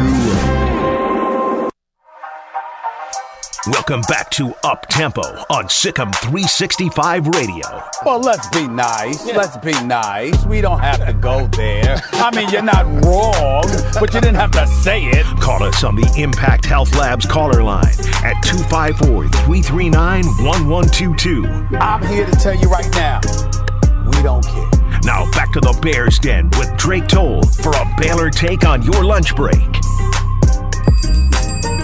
Welcome back into the Pickell and Low T Bears Den. It is Friday, folks, the end of the week, and we're rounding out your week with Baylor men's basketball today in the Big 12 tournament. Oklahoma State, Baylor tonight at 5:30 in Kansas City. And joining the show, as always, our resident Oklahoma State expert, Marshall Scott. Marshall, thanks for coming on again. Yeah, thank you guys for having me. This is just consistent at this point. You are effectively the third co-host of Up Tempo now. I feel honored. I really do. I feel honored. I'm going to put it in my bio. I'm going to put it on my resume. I'm going to hold you to it. Marshall, all the stuff that you do, I mean, first and foremost, I don't think we plug it enough, but with pistols firing, I mean, anybody, it's either you're an Oklahoma State fan or just a fan of the Big 12 or sports in general. The content you guys put out, spectacular. And really, man, to have your expertise on the show is always awesome. I appreciate that. 100%. So going into the game today, Oklahoma State, Cade Cunningham, the game yesterday with West Virginia comes out on top again. I mean, this squad, whether it be Isaac Likely or Cade Cunningham, Caleb Boone, it feels like Oklahoma State's really playing good basketball right now. Yeah, they're kind of coming into their own. It's a really young team, a bunch of sophomores, a bunch of freshmen, and you kind of seen them grow throughout this year. Avery Anderson, he had a big night against West Virginia on Saturday. Dropped a career-high 31 points without Cade Cunningham, without Isaac Likely on the floor. Followed that up with another 17-point performance yesterday, I guess it was. The days are all running together. But yeah, the team, it can beat you in a lot of ways, and I think that's kind of unexpected to certain teams because, you just think of the Cade Cunninghams of the world. Yeah, when you think about this Oklahoma State team, too, I mean, across their season, I remember, Marshall, the first time that we talked going into the Baylor-Oklahoma State game was right after OSU had knocked off Kansas at home, number 6 Kansas at the time, and it felt like the question was still being asked, okay, is this a fluke? How good is this Oklahoma State team? Can they sustain? And they have proven that. And now they've won, all but one game dating back to February 13th. Are they playing their best basketball right now? Is this the best Oklahoma State team you've seen this year? I would say yes, just because the performance bases it off of, but there are still some issues, and that's kind of I don't know. I wrote this in my thoughts yesterday from the game. It's kind of, I don't know if it's worrying that they're still turning the ball over 20 times a game as they have I think 3 of the last 4 games. They shot 60% from the foul line yesterday. I don't know if that's worrying that they're still doing that this late in the year, or if that's promising that they still haven't, worked out all the kinks yet. So, you think if they turn the ball over 15 times a game, where could they be? And if they can shoot 75% from the foul line, where could they be? So I think that right now, the results would say, yes, they're playing their best basketball. But I think that it can get better if they could clean up in some areas. I want to know, Marshall, and what you've heard from Mike Boynton and this program and even the aura around the team right now. It felt like with Kansas State yesterday that Bruce Weber and company were throwing the kitchen sink out at Baylor, knowing that in the event they lost, it would be their last game of the season. For Oklahoma State, win or lose this game, they're going to be a Sweet 16 caliber team and be a top 5 seed in the NCAA tournament. Does that change the way this team approaches the game at all? I don't think so, just because they are so young, just because they do have some things to work out. That I think that they're going to, that's the coach speak, but they're going to approach this game like any other game. But that is a good point. You mentioned K-State really playing some inspired basketball the last 2 nights. But I don't think that I don't think they'll do anything special for Baylor this time that they wouldn't have done, say this was their last game. With Cade Cunningham winning Big 12 Player of the Year, I want to know first and foremost, did you expect that? Were you prepared for the Big 12 coaches to vote him the best in the league?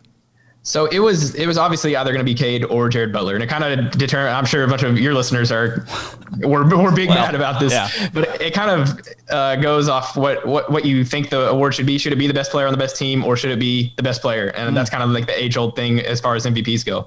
I do think that Cade Cunningham is a better basketball player than Jared Butler, but you can't take away Jared Butler's success and Baylor's success this year.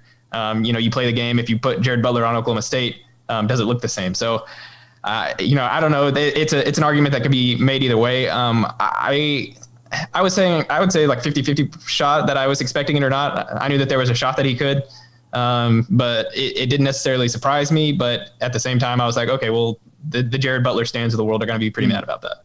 Obviously, there are some deeper analytics that point towards Jared Butler, but when you look just across the split stats and really those that stick out the most, Cade Cunningham leads in most categories. I want to know, for the Baylor fans that are listening that are still a little upset that Jared Butler didn't win the award, which I think in the end, he got his due from the AP, and it's going to fuel him and the team to play well in March just with that chip on their shoulder, so I'm not sure you can complain, but give me the case that can ease the mind of Baylor fans knowing, okay, Cade Cunningham did deserve this award. I kind of look back to if you put Jared Butler in the scenario of he's on Oklahoma State without Cade Cunningham, I don't think that OSU would be as good. I just don't. I think that Cade does so much for Oklahoma State. He rebounds. He should have more assists on the year, but the guys he's kicking to aren't the best 3-point shooters.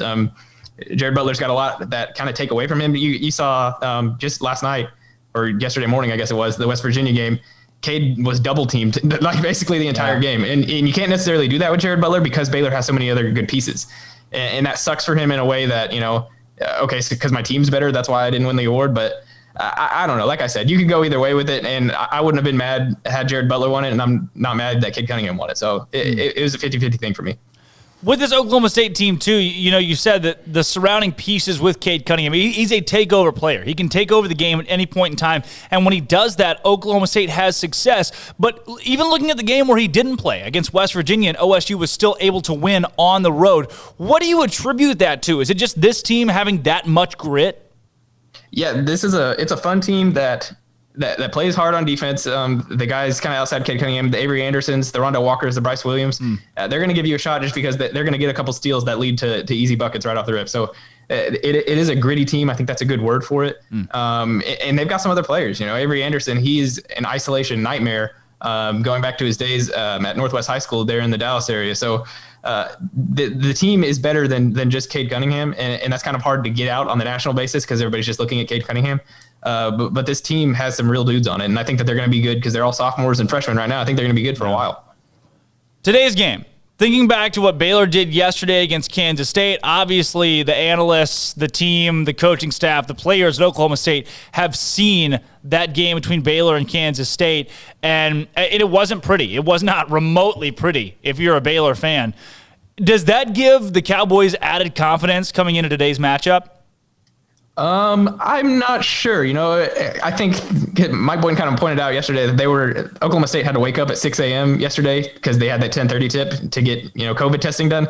So they went straight to sleep, I'm pretty sure, right out of their game. So I'm not sure how much they've obviously watched film since, but I don't know how much they've really dived into it. I think they're kind of in their own little world as far as that goes, but I wouldn't say, I don't know. I don't know if that gives them motivation or not. It's kind of hard to tell with this team. They're kind of up and down in some areas like that. With today's game, too, and really where this team, Oklahoma State, has been, their last loss being Baylor in Waco by 11 points in a game that the Bears just seem to – they're still gaining their step. And that was maybe the first game they looked at 100% past the West Virginia game. What do you expect to see in today's ball game? Yeah, so I've kind of wrote this. I wrote it yesterday. I wrote it for a thing again today. That Oklahoma State has had two good halves against Baylor, but they've come in different games. The first game in Stillwater, they're up at halftime without Cade Cunningham, and then this game in Waco, the second half, they started down 11 in the second half. They ended down 11. They pulled it within 4 a couple times. So I think that Oklahoma State could realistically win this game. It's not likely. It's not above a 50% shot. But I think that this is a game that Oklahoma State can win. I predicted it on our site today. I just, the Big 12 tournament, it's been a little too status quo for me so far. You've got the 1 seed, the 2 seed, the 3 seed, and the 5 seed in the semifinals. That's not really that exciting. So I think maybe today something like that happens.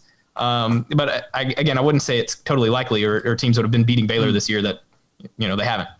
I want to jump over, and this is this kind of veers from the Baylor-Oklahoma State game, but with Kansas and Texas squaring off today, I had Oklahoma knocking off Kansas, that was close. It almost got there.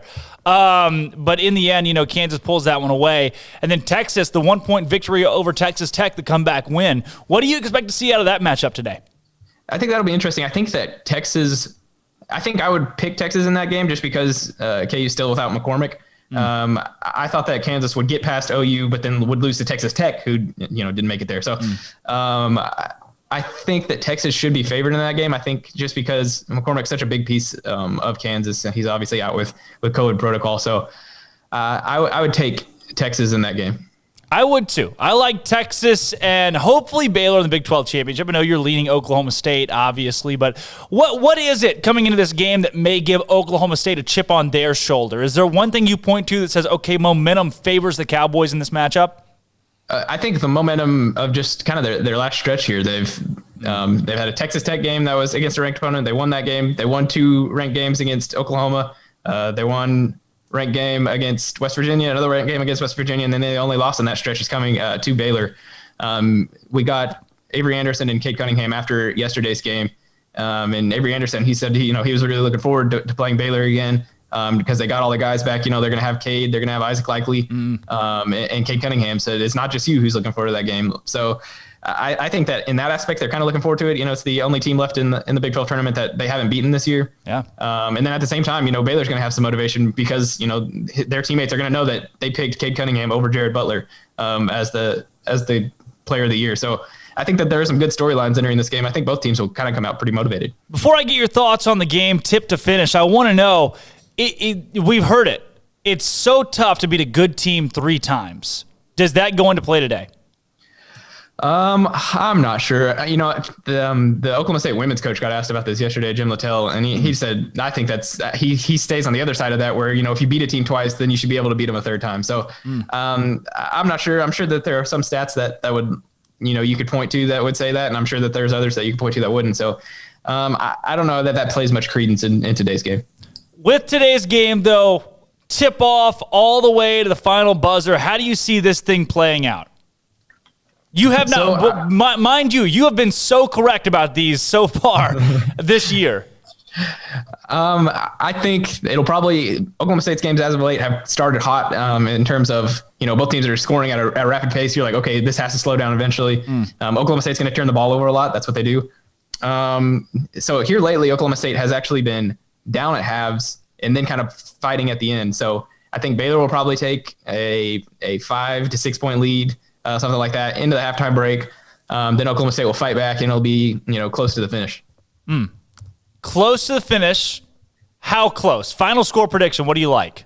So earlier on our site today, I think I picked Oklahoma State 75, Baylor 73. Wow. What a classic it would be. One of those that they replay on ESPN for years and years to come if that's the case. And Oklahoma State upsets Baylor today, but it's very, very possible. And hey, maybe OSU and Cade Cunningham, Big 12 Player of the Year, playing again tomorrow. But Marshall Scott, thanks so much for joining the show today. Bear Games question of the day. And, I wouldn't ask you this. I'm not asking all of our guests this today, but you've now been on the show 3 times. You are an expert at up-tempo.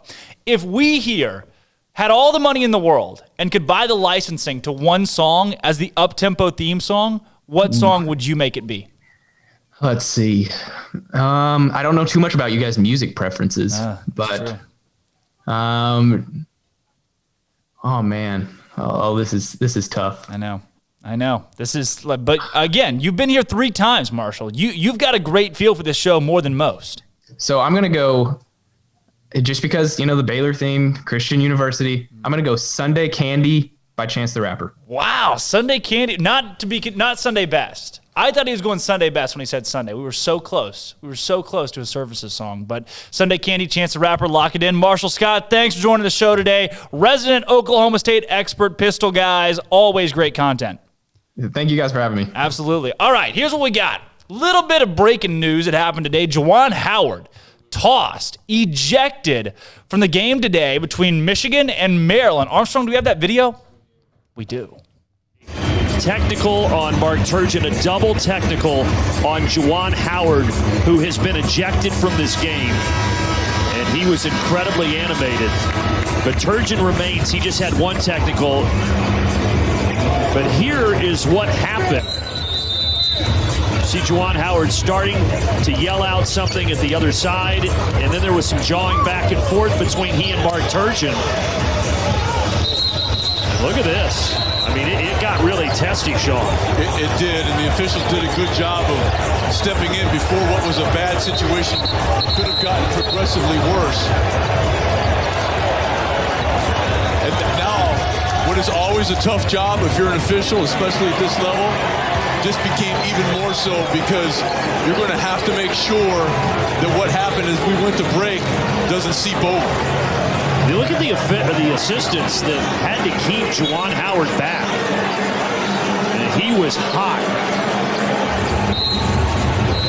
You see Daryl Morcell was in the mix as well. That was Larry Serrato ejected.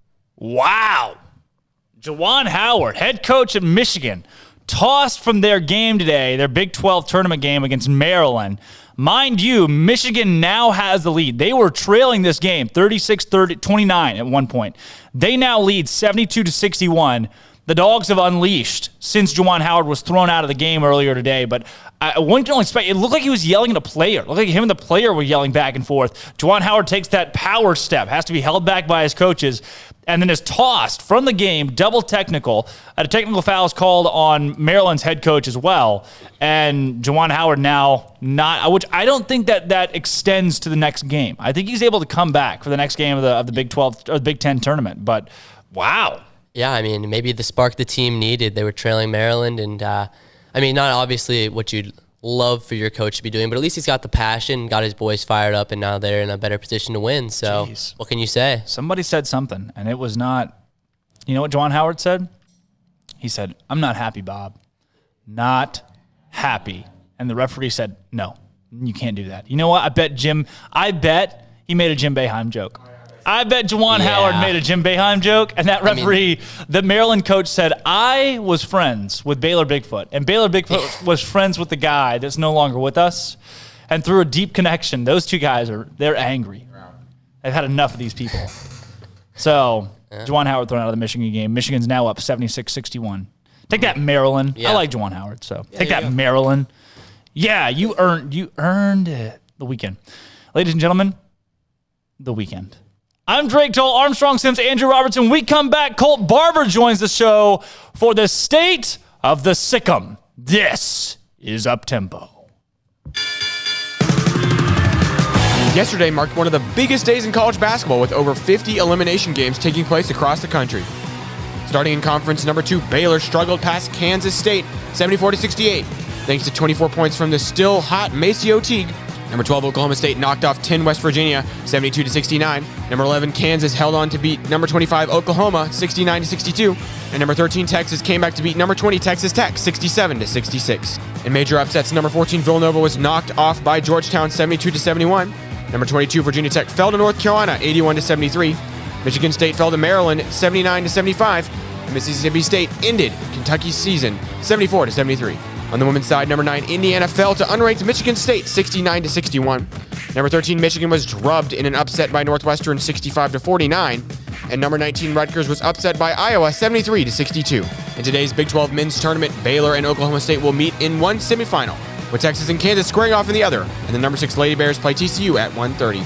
Elsewhere, the softball team fell to number 9 Arizona State 7-4. Equestrian fell at number 7 TCU 12-7. And men's tennis lost for just the third time this season at number 12 Texas A&M 4-3. And gear up for a big weekend with both basketball teams competing in the Big 12 tournament, the track team at the NCAA Indoor Championships, baseball at home, and tennis, softball, equestrian, and men's and women's tennis in action. I'm Armstrong Sims, and that's all the news that is news in college sports. This has been Armstrong's Minute on SicEm365 Radio's Uptempo.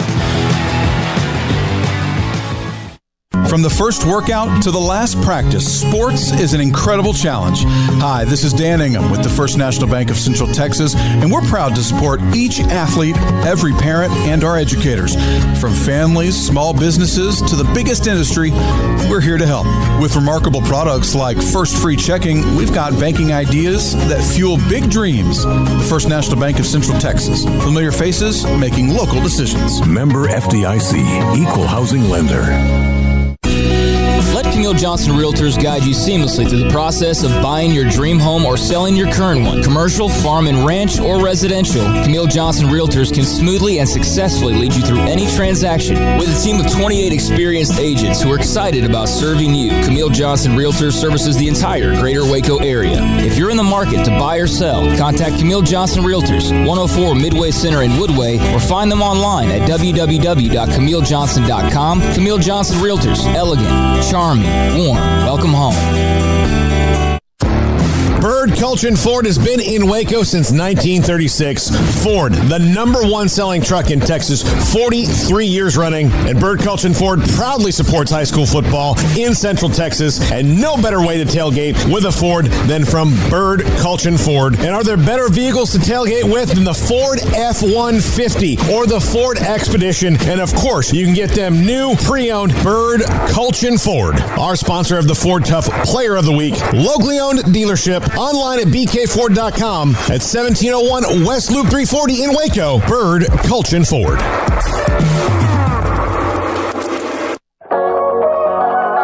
The holidays are here, and I have a simple question for you. Will you weigh as much more or less than you do right now when the holidays are over? Why not end the year in better shape than when you started and create momentum for 2021? Waco Regional Tennis and Fitness has numerous options for stocking stuffer gifts with gift cards for gym or tennis membership, fitness merchandise, tanning, massage, tennis lessons, and personal training. Perhaps a gift for a client, a family member, or a friend. You just need to walk through the front door to change your life. Waco Regional Tennis and Fitness with personal trainers Christy London and Randall Corley. 40-plus group exercise classes, including twice-a-week boot camp. Spacious, clean workout room, free weights, Cybex cardio equipment, and no intimidation. A tremendous camaraderie and family atmosphere. So get the best and healthiest Christmas gift you can for someone or yourself. It's time to react today, not tomorrow, at Waco Regional Tennis and Fitness on Lake Shore Drive in Waco.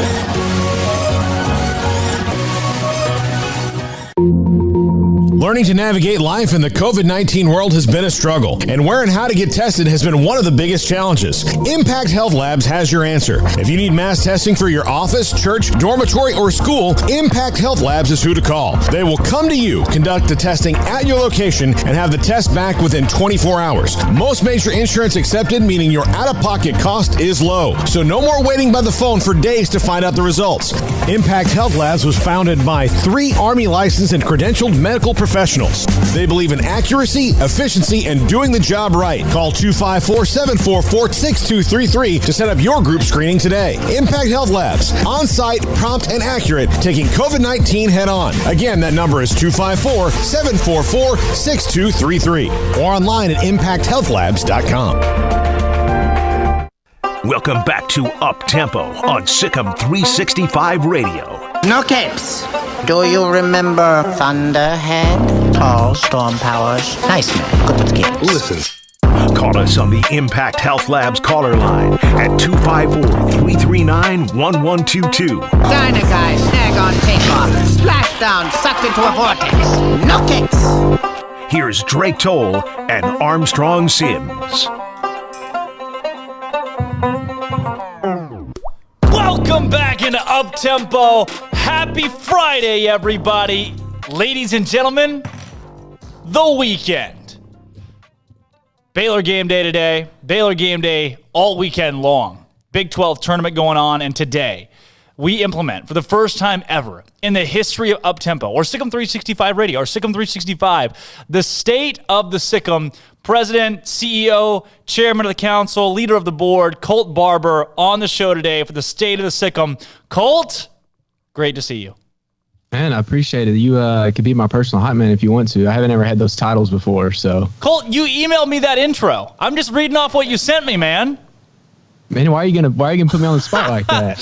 Oh my goodness, Cole! Before we get really into this segment, I want to preface with explaining what exactly this will be. It's something we hope to do every week to recap what has gone on at SicEm365 over the course of the week. Give folks at home a chance to know what's happening on the forum, on the site, new things that are coming, and just the big news around SicEm365 Radio, SicEm365.com, and the like. So, Colt, really where I want to start, man, I know you've been doing a lot of new stuff with the SicEm365 app and developing new features with that. What's kind of going on there?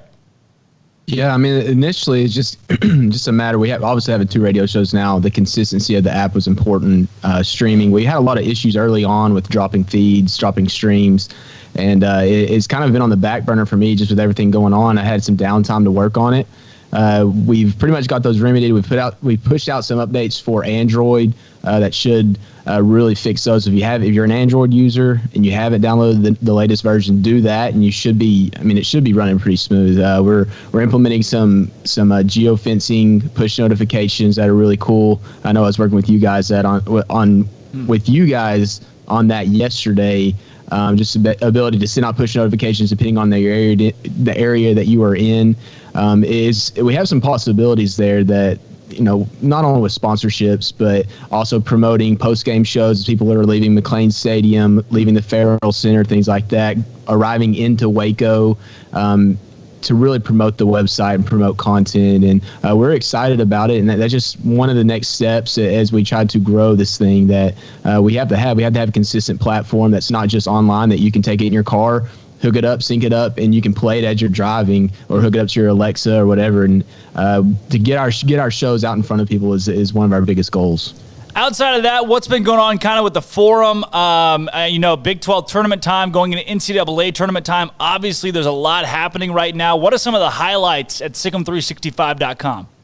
Oh, man, we obviously have a ton of content that's rolling over, beginning with the 2 radio shows that we have never had before. Just the ability to, in real time, create content rather than having to schedule things out. So you guys having guests on, the Late Show having guests on that are allowing, to get a Jared Butler on like the Late Show did right after the game that we were able to do, or you guys are discussing the game as it's going on, and being able to get that in front of people that we're covering these things in real time, that this is a full-time deal for all of us to do. And that's our primary goal. We want to be a third tier in so many ways that we can, and eventually have more and more full days worth of content. But this is where it starts. And then obviously our written content, Jason King being in Kansas City this week. Ashley Hodge is up there as well, but Jason's doing all the writing for us. And obviously a world-class writer, has won a lot of awards and written books about college basketball. And that's a huge deal for us. And obviously this isn't possible without Baylor being good, right? So with the basketball teams having success, obviously the football team,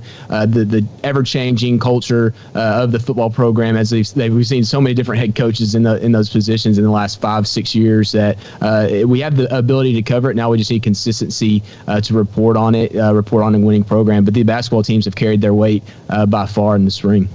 With the website, the content, whether it be, on YouTube, the app, Alexa and Roku, which we are on with the shows too, what are the big things that are coming up that you see, that you have circled, that you say, okay, this is a goal for SicEm365, for the listeners, for the viewers, for those that follow on the website, that they can look forward to? Yeah, I mean, I think the goal, just short term, is just providing consistency with what we're already doing, right? We've implemented a lot. I mean, the last calendar year, we've added 2 radio shows, and now it's about growing those. Obviously, your guys' show and then the late show, but growing those to the point of not only is our the 2,500 premium members who are on our website on a daily basis that support us enough to pay us money every single month. Those are the people we want to take care of initially. But then it's just providing it to all Baylor fans, that even if they're not a premium member, we want our radio shows to be free. So that's our number one goal, is just become consistent and then grow those things. And we can always implement, we can always add new features, we can always add new content lineup, but being very good at what we already do, becoming better at what we already do is our goal. We want to be the best. And when we started this, Ashley and Brian obviously did a lot. I've always run the site day to day, but when adding talent like you and JD and Armstrong, obviously the late show, that we are able to fine tune and not spread anyone too thin, because as soon as you start spreading people thin, the quality goes down. The quantity might go up at times, but the quality goes down. So the ability to have quality along with quantity is key, but perfecting what we're doing initially is the ultimate goal, because that's how we'll be able to add quantity that is also quality. Looking forward to it, things coming up at SicEm365.com, whether it be with the shows, on the site, the forum, paid or free. There was the McLean golf, Top Golf at McLean, that was big, that a lot of people were hyping up. There's been the thought bubbles out there about Blake Blackmar and Brian Etheridge getting together and doing a little grill out, some events like that. Are there any big events or big things coming up that SicEm365 listeners, viewers can be excited for? Yeah, I mean, the barbecue was a huge deal, and Brian, obviously you guys know Brian, he's a foodie. Master chef. Yeah, so then you throw in Blake, which is the next step. Don't tell Brian I said that, but that's the next step. I mean, you follow him on social media and you see Blake and what he's doing. But that was the big one. But we just wanted to make sure that we got through this COVID situation, this COVID era, of what we're able to do and not put people at risk. And so we wanted to get through that. And as COVID slows down, obviously we're kind of, potentially on the tail end of it by the summer. Then we start doing, we typically did 2 or 3 major events. It was at the Baylor Club where we have coaches come in and speak, a signing day type deal. Yeah. We haven't been able to do that the last calendar year, and we want to get back to those things. And then obviously our tailgates here in the fall, those are a huge deal. Up until this last year that we have food catered where people come out. We have adult beverage sponsors and 3 Nations Brewing. We have Balcones that brings out tastings of their stuff as well, and so we want to do those things and have a lot of fun, but we just haven't been able to. And now we're just looking forward to ramping those things back up and taking them to the next level. Without a doubt. I want to know too, for you, Colt, with SicEm365, Armstrong, myself, JD, even the afternoon show guys, being a part of this for less than a year now. Whereas you, one of the founders of this site, could you ever have imagined even it getting this far, this fast? No, it was a vision of mine, right? So I did this. It's funny. I can tell you a story. It's really short. I had some friends 7th and 8th grade that we would talk trash and all the time about football recruiting. And I was a member of Rivals. Like that was 7th and 8th grade, I was doing that. Like I was following along. Jason Howe, who's at Texags now, he was the guy that ran the Baylor side at the time. So I followed it really closely, and I'll talk trash about recruiting. Even at that point, Baylor was awful, right? Like there was no recruiting to talk trash about, but I loved it. So I knew it was what I wanted to do. I didn't know if it was going to be possible. So as I progressed, and Ashley and Brian gave me the opportunity at CBS with 247 Sports to help them. Eventually went full time. We eventually started SicEm365. When we left SicEm365, I didn't know if I wanted to continue to do it, and I decided to. And we've basically tripled our membership from the time that we left 247 and came to the SicEm365, and now we have visions of going to 5,000 members. And if we can do that, the opportunity and the potential is limitless. Like, hiring more full-time staff members to cover is there. And we're just really on the tip of the iceberg, because we've only been doing this for less than 5 years at this point. So we have a lot of big visions, and now it's just a matter of selling other people that vision and getting them on board, and then having our current members, when we have 2,500 of them, every 2,500 members refer one person where we are where we want to be. So if we can make our content quality enough to where people want to do that, want to share what we're doing, we'll be there in no time. And then we're talking not just 2 shows a day, we're talking 7 a.m. to 10 p.m. worth of coverage of shows, of content. And then obviously that goes in addition to our recruiting coverage with Grayson and all the online written stuff. With the development of students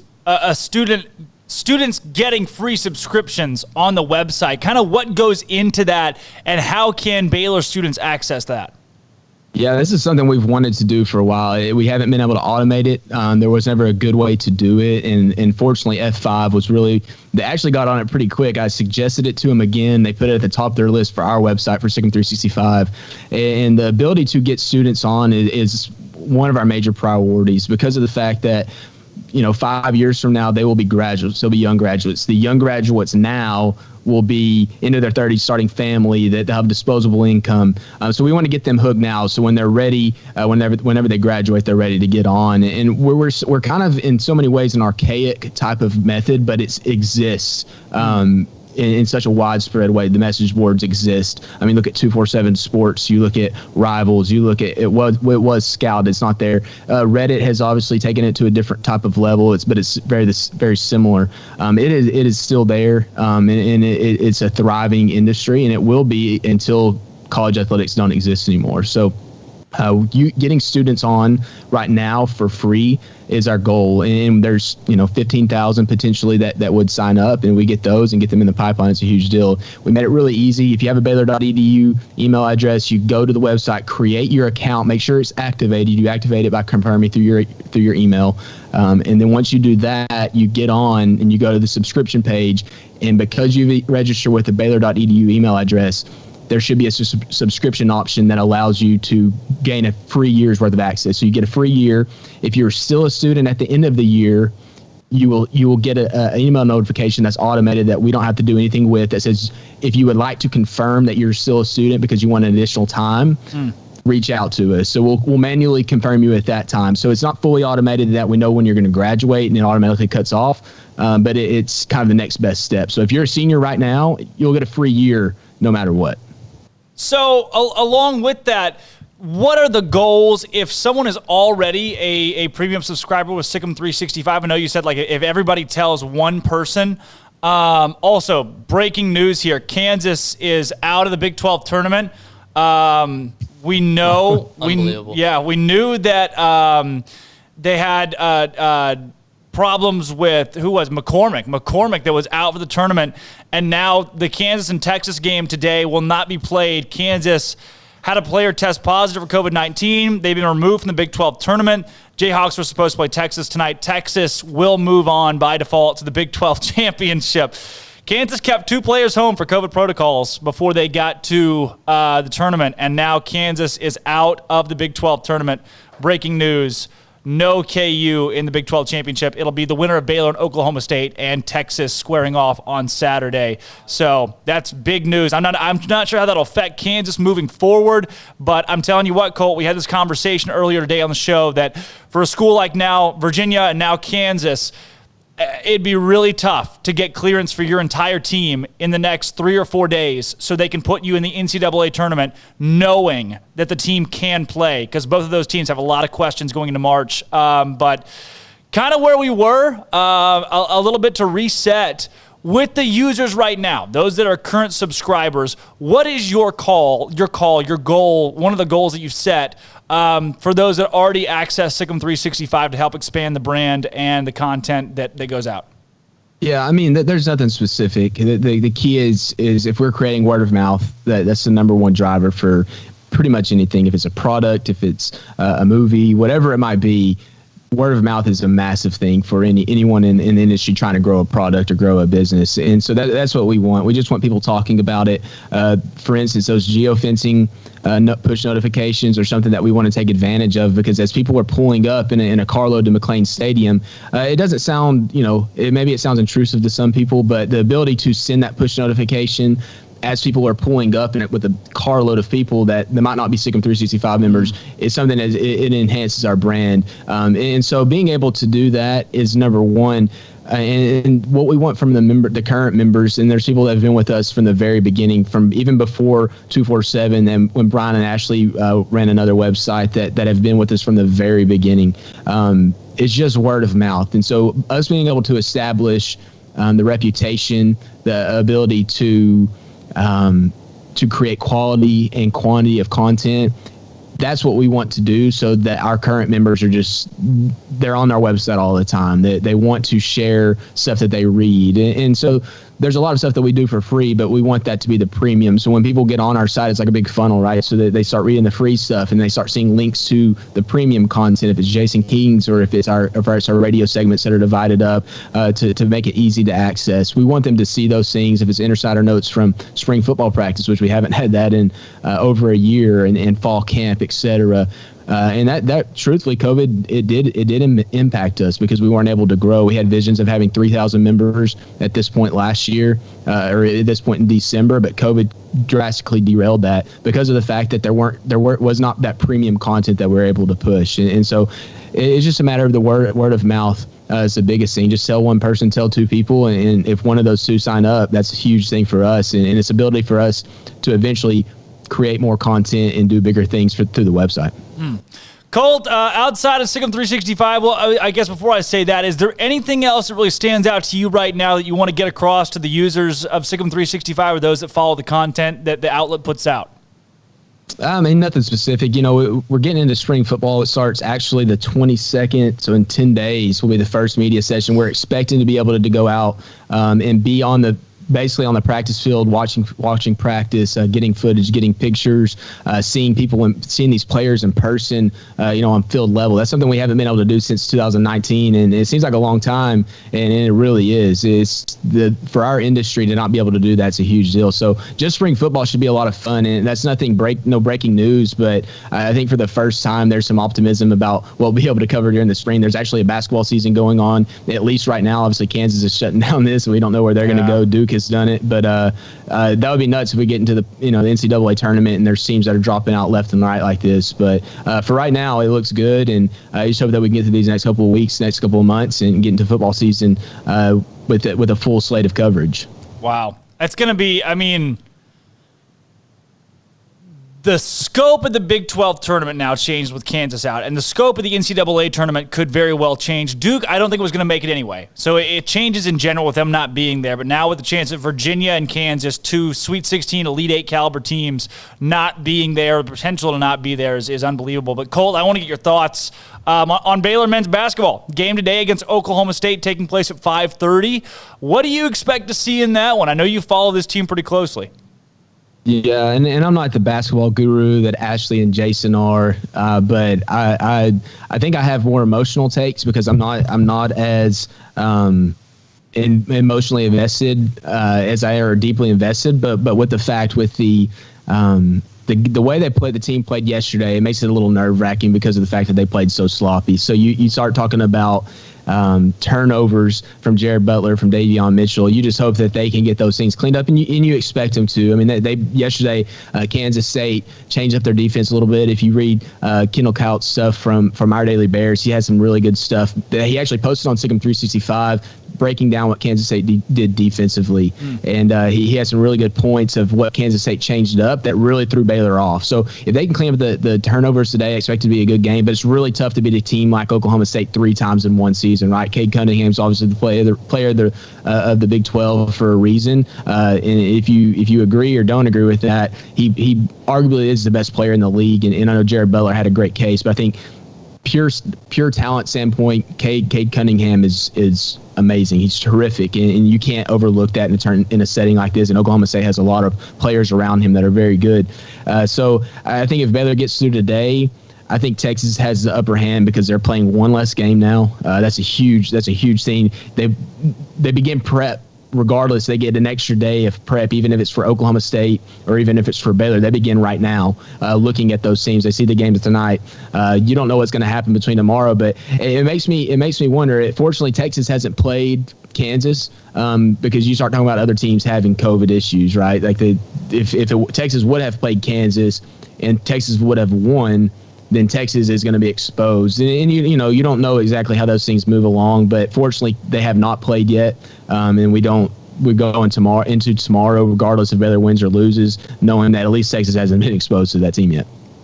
Colt, I'm the kind of guy that my philosophy is coaches coach, players play, officials officiate, and the better team typically wins. The team that's hot wins. I mean, the team that deserves to win wins.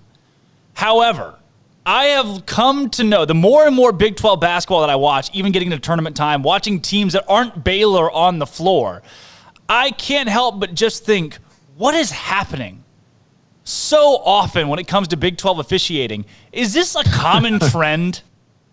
Oh, man, if you follow me on Twitter, and I've actually seen my Twitter followers fluctuate, right, during basketball games. I say, okay, who's unfollowing me this point? I know I get a lot on. I hate college basketball officiating. Like, it is quite possibly the number one worst officiating group in all of sports because there's so much inconsistency. So you watch one game to the next and you start talking about style of play. I remember watching West Virginia when they were pressed Virginia and never get called for the amount of fouls that Baylor's getting called for this year. Now you can get upset with me and say, oh, Baylor's just physical and they're this and that and they're going to be called for more fouls.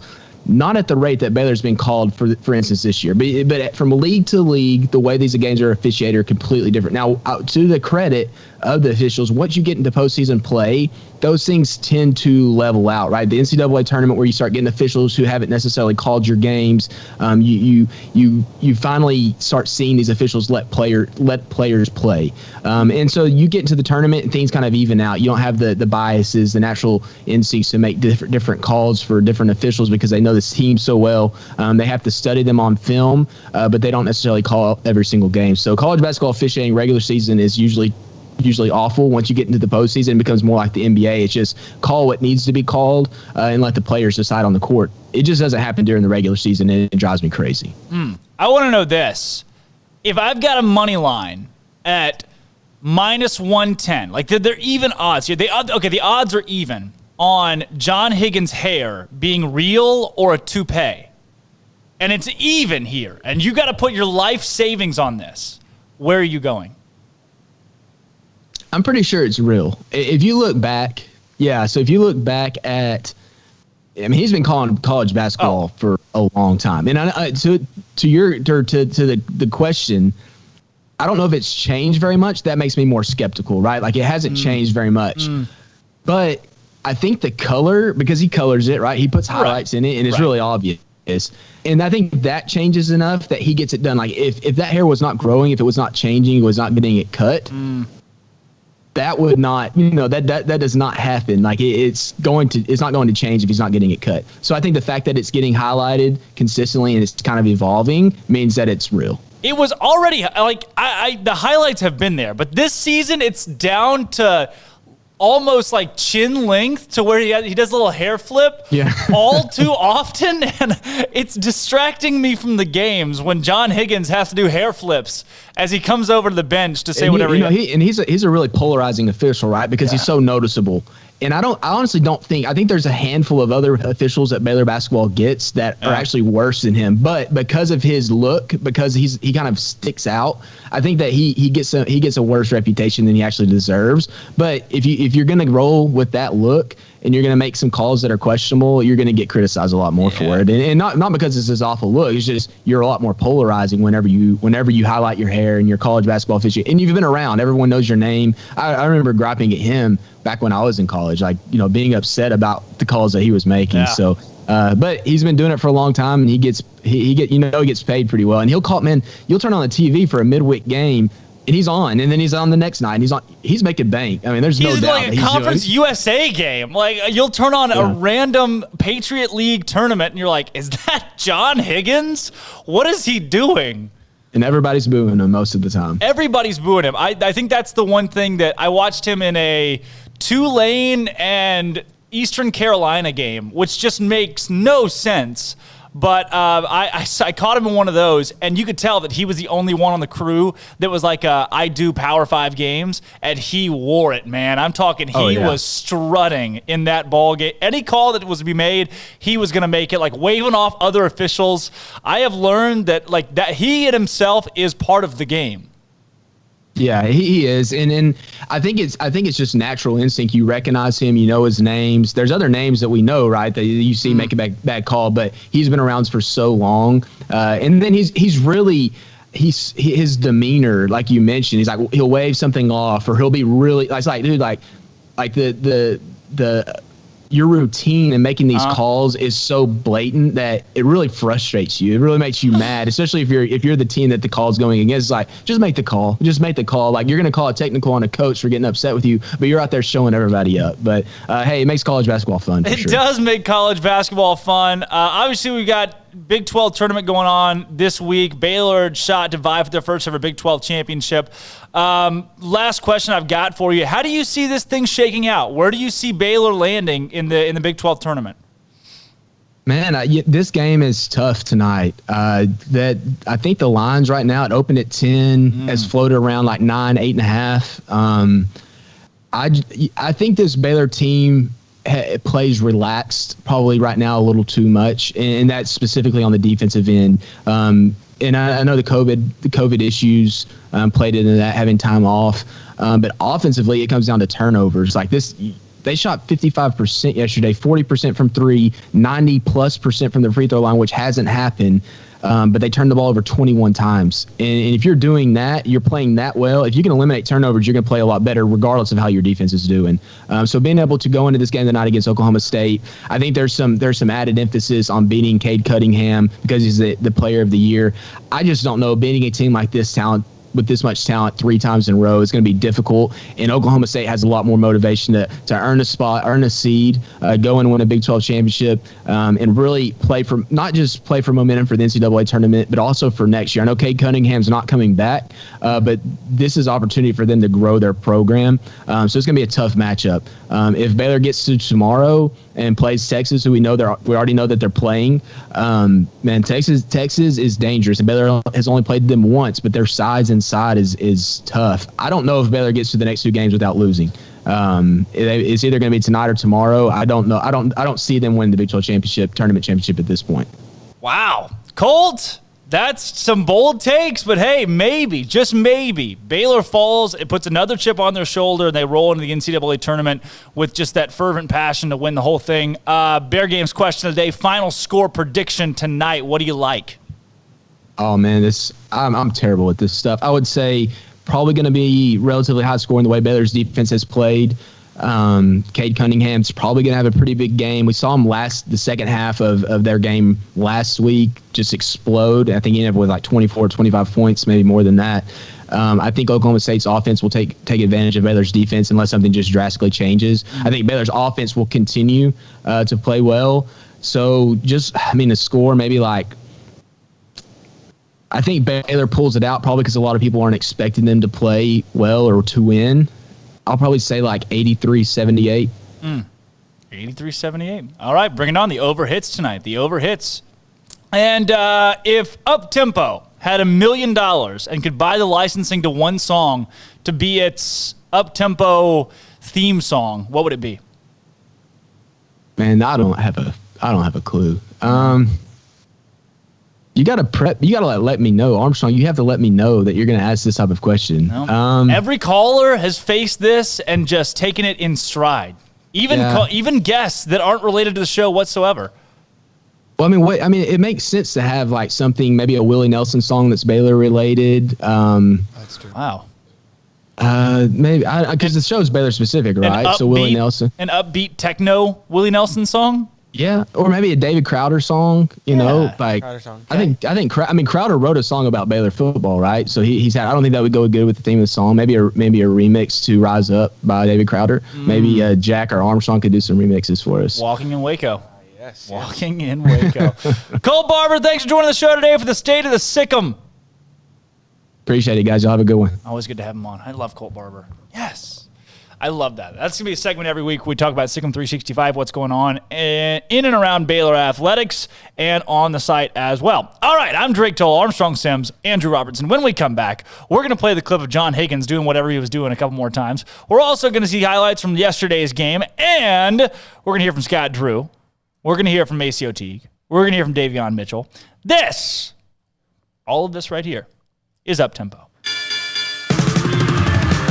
Yesterday marked one of the biggest days in college basketball with over 50 elimination games taking place across the country. Starting in conference number 2, Baylor struggled past Kansas State 74-68, thanks to 24 points from the still hot Maceo Teague.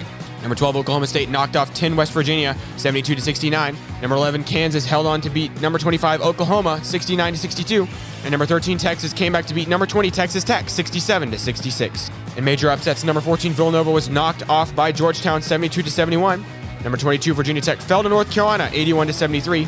Michigan State fell to Maryland 79-75. And Mississippi State ended Kentucky's season 74-73.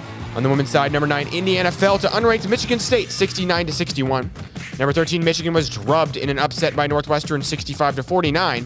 And number 19, Rutgers was upset by Iowa 73-62. In today's Big 12 men's tournament, Baylor and Oklahoma State will meet in one semifinal, with Texas and Kansas squaring off in the other, and the number 6 Lady Bears play TCU at 1:30. Elsewhere, the softball team fell to number 9 Arizona State 7-4. Equestrian fell at number 7 TCU 12-7. And men's tennis lost for just the third time this season at number 12 Texas A&M 4-3. And gear up for a big weekend with both basketball teams competing in the Big 12 tournament, the track team at the NCAA Indoor Championships, baseball at home, and tennis, softball, equestrian, and men's and women's tennis in action. I'm Armstrong Sims, and that's all the news that is news in college sports. This has been Armstrong's Minute on SicEm365 Radio's Uptempo. From the first workout to the last practice, sports is an incredible challenge. Hi, this is Dan Ingham with the First National Bank of Central Texas, and we're proud to support each athlete, every parent, and our educators. From families, small businesses, to the biggest industry, we're here to help.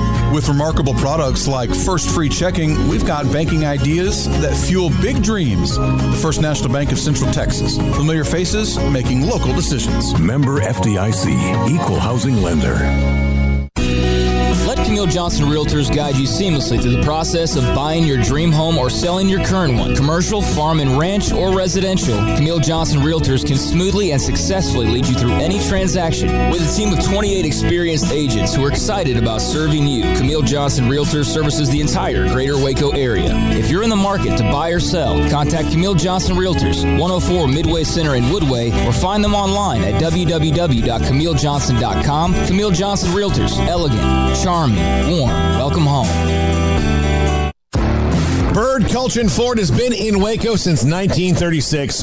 Ford, the #1 selling truck in Texas, 43 years running. And Bird Culchin Ford proudly supports high school football in Central Texas. And no better way to tailgate with a Ford than from Bird Culchin Ford. And are there better vehicles to tailgate with than the Ford F-150 or the Ford Expedition? And of course, you can get them new pre-owned Bird Culchin Ford. Our sponsor of the Ford Tough Player of the Week, locally owned dealership. Online at bkford.com at 1701 West Loop 340 in Waco. Bird Culchin Ford.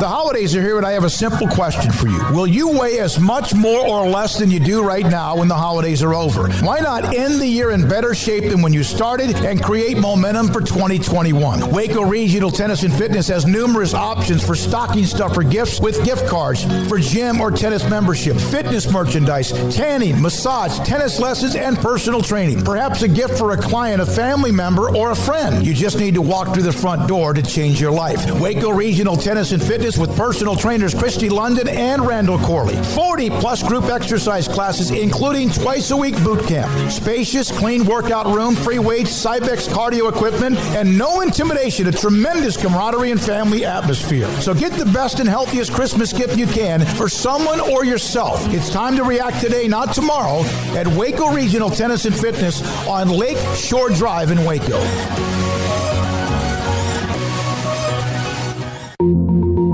Learning to navigate life in the COVID-19 world has been a struggle, and where and how to get tested has been one of the biggest challenges. Impact Health Labs has your answer. If you need mass testing for your office, church, dormitory, or school, Impact Health Labs is who to call. They will come to you, conduct the testing at your location, and have the test back within 24 hours. Most major insurance accepted, meaning your out-of-pocket cost is low. So no more waiting by the phone for days to find out the results.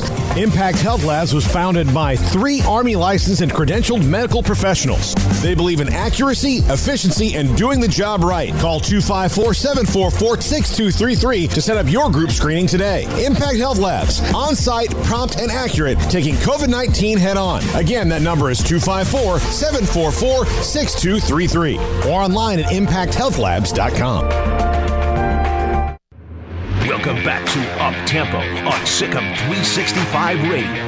What you just said is one of the most insanely idiotic things I have ever heard. Everyone in this room is now dumber for having listened to it. I award you no points, and may God have mercy on your soul. Now back to the Bears Den with Drake Toll for a Baylor take on your lunch break. Welcome back to the Pickell Low T Bears Den. Drake Toll, Armstrong Sims, and Andrew Robertson. Pew, pew, pew, pew, pew. Happy Friday, everybody. Finally Friday. Free again. Who sings it? No idea. George Jones. I should know that. He said, I love you till I die. Almanac. That's Almanac. One of the saddest songs of all time. I like my vote for saddest song is Always on My Mind. Always on my mind. We've got, what is the one, the John Higgins video. Can we just play that on a loop? Heck yeah. Heck yeah, we can. I just gotta find it in my... Pew, pew. In your queue? In my queue. Look at that right there. John Higgins says, look at the hip swivel. Hip swivel. Do you know, I know he's not a Big 12 ref, so you probably don't know.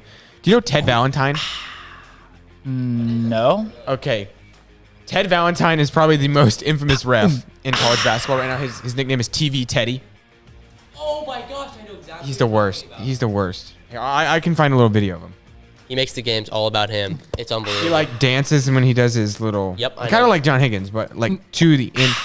Like there's literally a video here. Ted Valentine. Hashtag ban Valentine. I'm watching it right now. He did the thing where he turned away from Joel Berry. Oh, let's see. Hold on, let me see if I can find it. Here we go. Like, okay, here we go. Yep. I know we're just showing John Higgins on repeat here, but Joel Berry goes up to try to like talk to him, and he turns around and like crosses the arm and just stares at the stands. Yeah, that's not good. That's like, no boy now. Oh my gosh, that's such a... Yeah, you can't do that. You can't do that. Can't do that. Joel. I saw highlights. I remember Joel Berry. Forgot about that. Joel Berry, national championship winner. Yeah, he is. So John Higgins, I'm sure will referee one of Baylor's games before the year's over with. Mm-hmm. Before it's all over, he will do it again. Yeah. But that, with authority. Just theatric. Throw the hand, and then laser guns.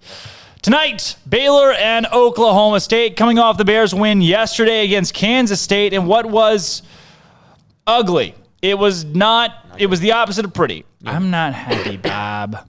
Not happy. They ended up winning the game. Kansas State ended up losing by just by single digits. And we said yesterday that single-digit game was probably not very good for Baylor, and it wasn't very good for Baylor. It was bad.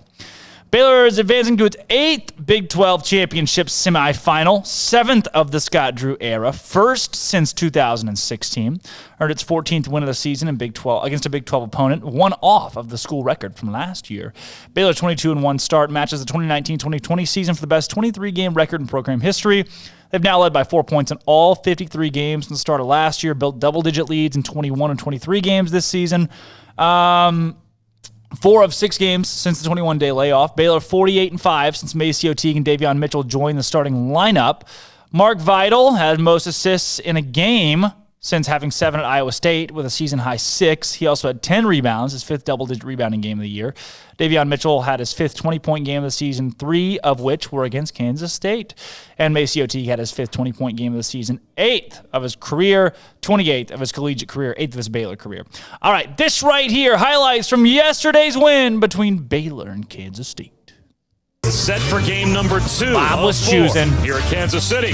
It is the Phillips 66 Bob was choosing. 12 championship. The quarterfinals. Bob was choosing. Now the regular season champion stage. Oh, man, Bob. Arrives. It's Kansas State, a winner last night against TCU, against Baylor. Oh, what a shot, Bob. Offensive rebound. Out to Butler. Look at this. And got it. You ever notice that Fran Fraschilla does that? Explodes and banks one in. Fran Fraschilla says the word Bob during broadcasts as much as possible. That was a big shot, Bob. That was a big shot. And all I can think when that happens is, I'm not happy, Bob. Not happy. Yes. Got it. It started with Meyer. 43-42, tight game. Consider yourself and one, Maceo. I swear, Maceo T can bank anything in from anywhere. He's a bank master.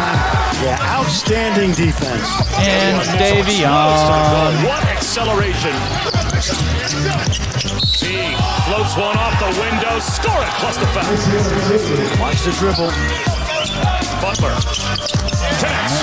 Good time. Tapped around. Thamba got it to Vidal back outside. 4-3 by Butler. Thamba. Shot fake.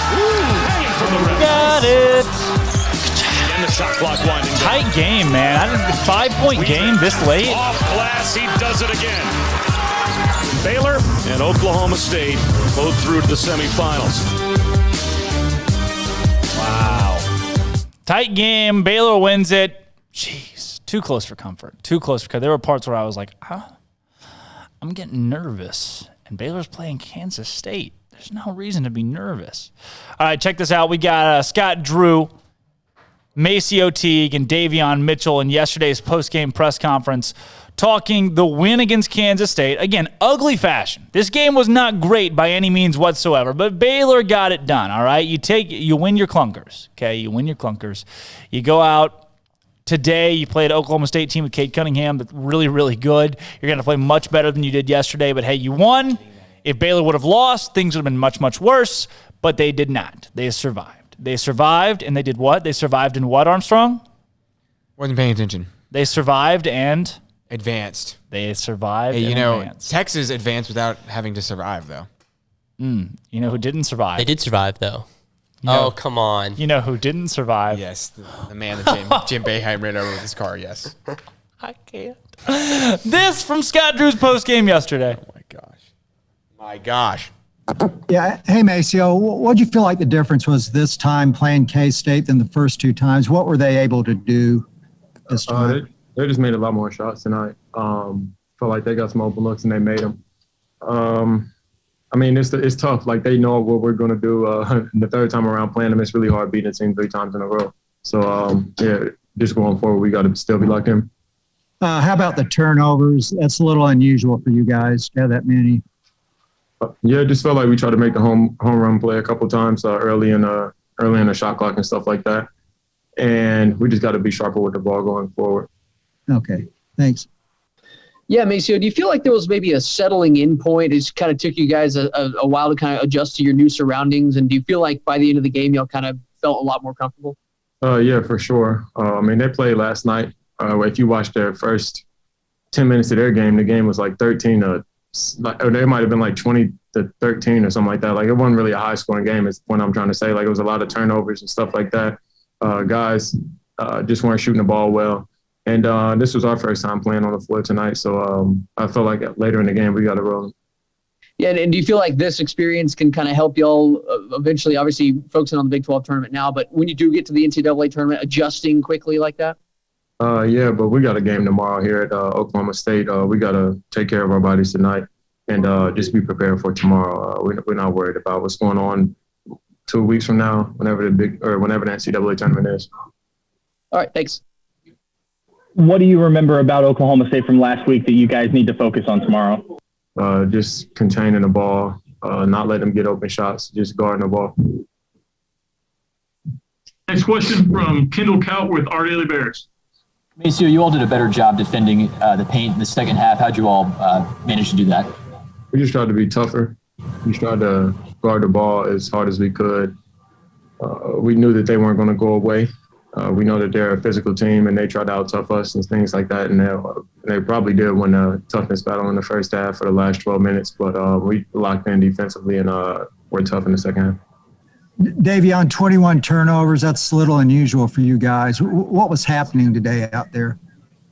I mean, I feel like Kansas State is they got better defensively. They well coached, they was well prepared. I mean, we was a little rusty. I mean, we had to sit out a game, and they already played a game, so they was kind of like they wasn't tired. They was like just ready for it, and we just coming in like. But that's no excuse. I mean, we had a couple errors. I mean, I feel like we're gonna get better the next game. I mean, it just happens. Tomorrow you play both Cunningham and Likely will be in the lineup. Both of them weren't in the lineup the first two times. How difficult of a challenge is that having those two guys back for them? Definitely difficult. I mean, especially Likely leadership. He's a really good leader for that team. You can just tell on the court he's one of their leaders. I mean, we usually prepare for both of them. I mean, both of them to play. We never prepare for just one to play. It just usually happens. So, I mean, we're just going to stick to our game plan and hope everything works out. Okay. Thanks, Davion. Davion, it was 55-52 and you hit that step back three. Was your mindset today that you needed to be more of a scorer than maybe in some other games? No, not really. I just took what the defense gave me. I mean, that's one thing I try to do is whatever they give me, I try to take it. I mean, I try to be aggressive every game, even if I'm trying to get my teammates open, even if I'm scoring. I mean, I just took what the defense gave me. And team defense since the break maybe hasn't been up to the level you all were playing at before the coronavirus break. What do you all need to do defensively to get back to that level you were at? Just keep watching film, man. We got to keep talking on defense. I feel like we're not talking enough. Me and myself, I'm not talking enough. It's one thing I should do. On the ball, you can tell I'm pretty good, but off the ball, I got to keep talking. I got to stop helping off the corner and stuff like that, like little errors that we need to fix, and we will do it this time. Davion, how much of an adjustment is there just to a new arena, facing a team that you mentioned that had played last night? How much of that for you players is there? Definitely the adjustment. I mean, especially for guys that's never won a tournament game. You know, me and myself, I haven't never won a tournament game. This is my first tournament game that I won in college basketball. I mean, but definitely an adjustment. It's a neutral site. I mean, I feel like we just got to get used to it, though. I mean, just because the whole time in this postseason, we're going to be playing in neutral sites. So this game was just we just went one another day. Yeah, and you talked about it there. It's survive an advanced time of year. Do you feel like how beneficial is it to play a game like this where they maybe expose some things, but you still win and you're playing tomorrow? It was definitely good for us. I mean, we knew it wasn't going to be easy. I mean, it's definitely hard to beat a team 3 times. So, I mean, we knew it wasn't going to be easy. They had a really good game plan. They played really hard. They played really tough. They just won yesterday, so they had a lot of momentum coming in. So, I mean, we knew it was going to be tough, and it was good for us for the long run. Well, the first game of the tournament's always the most important. You don't win that, you don't go home, or you go home. And I thought K-State really credit Coach Weber. They've really improved and have really been playing good basketball. And I thought they were really good today. And I thought they forced us into a lot of those turnovers. I I thought we shot it well, but us with 21 turnovers is definitely not what we've been about all year. So hopefully we got them all out now, and the rest of the tournament we're good and solid with the ball. And then on the glass, second chance points, we did win that, but normally we do a better job keeping or getting more offensive rebounds than the opponent. So again, credit Kansas State for being tougher, and we'll have to be tougher if we want to keep playing in this tournament. Scott, were they doing something different this time to force those turnovers? I think they're playing with a lot of urgency. They're being very physical, and I thought we were a little tentative. And that first game, you have a little jitters. A lot of our guys hadn't played in the Big 12 tournament, so they were really excited, and sometimes that makes you play hesitant. But I'd really give Kansas State credit because I thought they had a great defensive game plan. I thought they forced us into some of those turnovers. I thought, obviously, 13 turnovers from our point guard position is something never hadn't happened much. And as coaches, we got to do a better job preparing them to make sure that they know exactly where their reads are. So we'll do a better job next game, hopefully.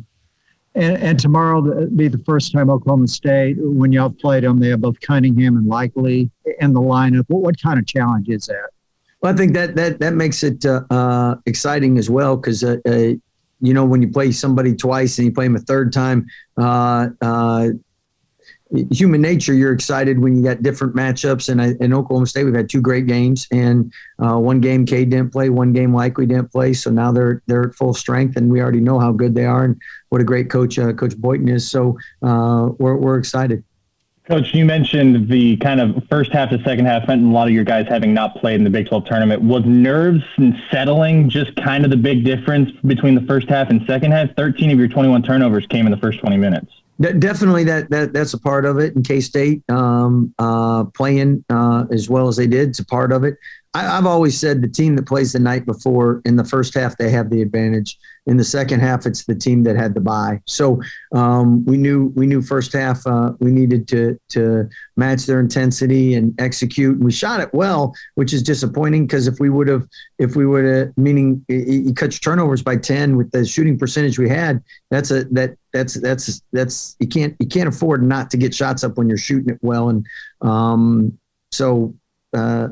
hopefully, again, we got them all out of our system today.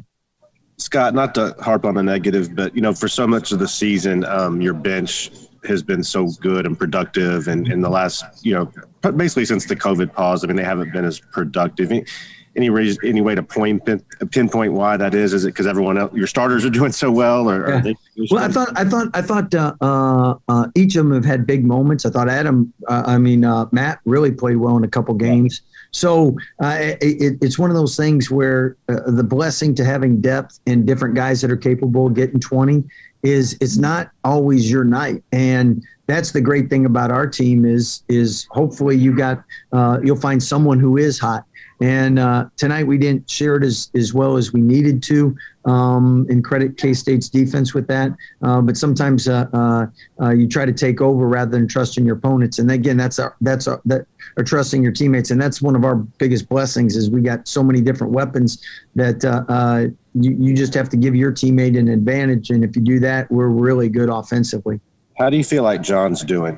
Because a lot of – sorry, go ahead, Harry. Well, I think John's one of those guys. Again, hadn't played in a conference tournament. No matter who you are, the first time you're in a Big 12 tournament, it's just like the NCAA. You come over the bus, you got a police escort. That's why this tournament's great. It gets you ready for the NCAA. You come into the arena. The arena is tremendous.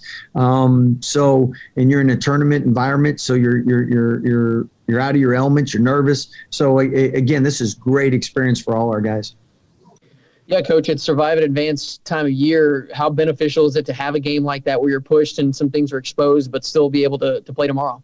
Definitely. During the time, you don't want to go through it. You want to be up bigger, and you'd love like our first two games to be able to do what we did. But I knew personally coming in, you're not beating a Coach Weber team three times like that. And they were really playing well. They were confident, and with us, especially so many guys for the first time getting a chance to get a tournament win in the Big 12. You want them close like this because that's the rest of the way they're going to be like this. So you got to be able to execute and operate in pressure situations. Scott Drew, Davion Mitchell, Maceo Teague, post-game after the win against Kansas State. I'm Drake Toll, Armstrong Sims, Andrew Robertson. This right here, everything you see is up-tempo. Yesterday marked one of the biggest days in college basketball with over 50 elimination games taking place across the country. Starting in conference number 2, Baylor struggled past Kansas State 74-68 thanks to 24 points from the still hot Maceo Teague. Number 12, Oklahoma State knocked off 10 West Virginia 72-69. Number 11, Kansas held on to beat number 25, Oklahoma 69-62. And number 13, Texas came back to beat number 20, Texas Tech 67-66. In major upsets, number 14, Villanova was knocked off by Georgetown 72-71. Number 22, Virginia Tech fell to North Carolina 81-73. Michigan State fell to Maryland 79-75. And Mississippi State ended Kentucky's season 74-73. On the women's side, number 9, Indiana fell to unranked Michigan State 69-61. Number 13, Michigan was drubbed in an upset by Northwestern 65-49. And number 19, Rutgers was upset by Iowa 73-62. In today's Big 12 men's tournament, Baylor and Oklahoma State will meet in one semifinal, with Texas and Kansas squaring off in the other, and the number 6 Lady Bears play TCU at 1:30. Elsewhere, the softball team fell to number 9 Arizona State 7-4. Equestrian fell at number 7 TCU 12-7. And men's tennis lost for just the third time this season at number 12 Texas A&M 4-3. And gear up for a big weekend with both basketball teams competing in the Big 12 tournament, the track team at the NCAA Indoor Championships, baseball at home, and tennis, softball, equestrian, and men's and women's tennis in action. I'm Armstrong Sims, and that's all the news that is news in college sports. This has been Armstrong's Minute on SicEm365 Radio's Up Tempo. With so many companies and policies out there, it gets so confusing shopping for insurance, and I never know if I'm getting the policy that's right for me. Luckily, I met the team at the Niche Group Insurance Agency. With the Niche Group, you can go to one company and get access to coverage options from many insurance carriers, and you get to speak to a real person about your specific coverage needs. With the Niche Group, I know I'm getting the right coverage at the right price. If you need insurance, talk to the experts at the Niche Group at 1-800-258-8302. Southwest Sports Medicine and Orthopedics, the team physician of Baylor Athletics. Our doctors specialize in the diagnosis and treatment of any and all sports-related injuries. Celebrating over a decade of service in Central Texas, our doctors are equipped to handle a wide range of issues, whether it's your foot or ankle, orthopedic spine care, your hand or wrist, knee and shoulder pain, or if you're in need of our arthritis or total joint clinic. Come see us at the new Baylor Scott and White Ted and Sue Getterman Sports and Orthopedic Center. Trusted doctors at Baylor Trust, Southwest Sports Medicine and Orthopedics. Our goal is to get you back in the game. Hey, this is Bryce Petty, former starting quarterback and two-time Big 12 champion, and I know firsthand the importance of being in top shape both on and off the field. So listen up, men. If you're feeling beat down day in and day out and looking for that high-performance edge that separates the men from the boys, then look no further than the Petty Clinic Low T in Waco. Petty Clinic is a comprehensive men's healthcare clinic with an atmosphere catering to men. Board-certified Dr. Kent Petty has a special interest in offering the highest quality medical care to men of all ages. Some of the services offered include screening and treatment for low testosterone or thyroid, infertility, high blood pressure, diabetes, high cholesterol, sleep apnea, while offering comprehensive wellness exams and complete men's health lab panels. High performance men, remember, it's not just a Petty thing. This is Bryce Petty, encouraging you to reach out and Google search Petty Clinic Low T or go to pettycliniclowt.com and get your complimentary lab screening today.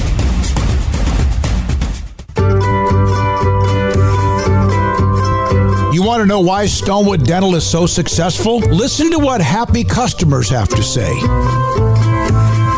It's pleasant. It's different than any other dentist office. I really feel like they care. And it's not that you're here for 2 hours waiting on someone to take care of you. It's quick and easy, and I bring my kids, and my kids love being here too. They really love the treasure box. Staff is really nice and accommodating, real friendly. You feel more like home. It's not sterile looking. Everybody has their own personalized rooms with decorations and decor, and they'll even have a blanket for you when it's cold. I've recommended people to actually come here, and they are patients now. I really love it here. It feels like family. Learn more, stonewood-dental.com.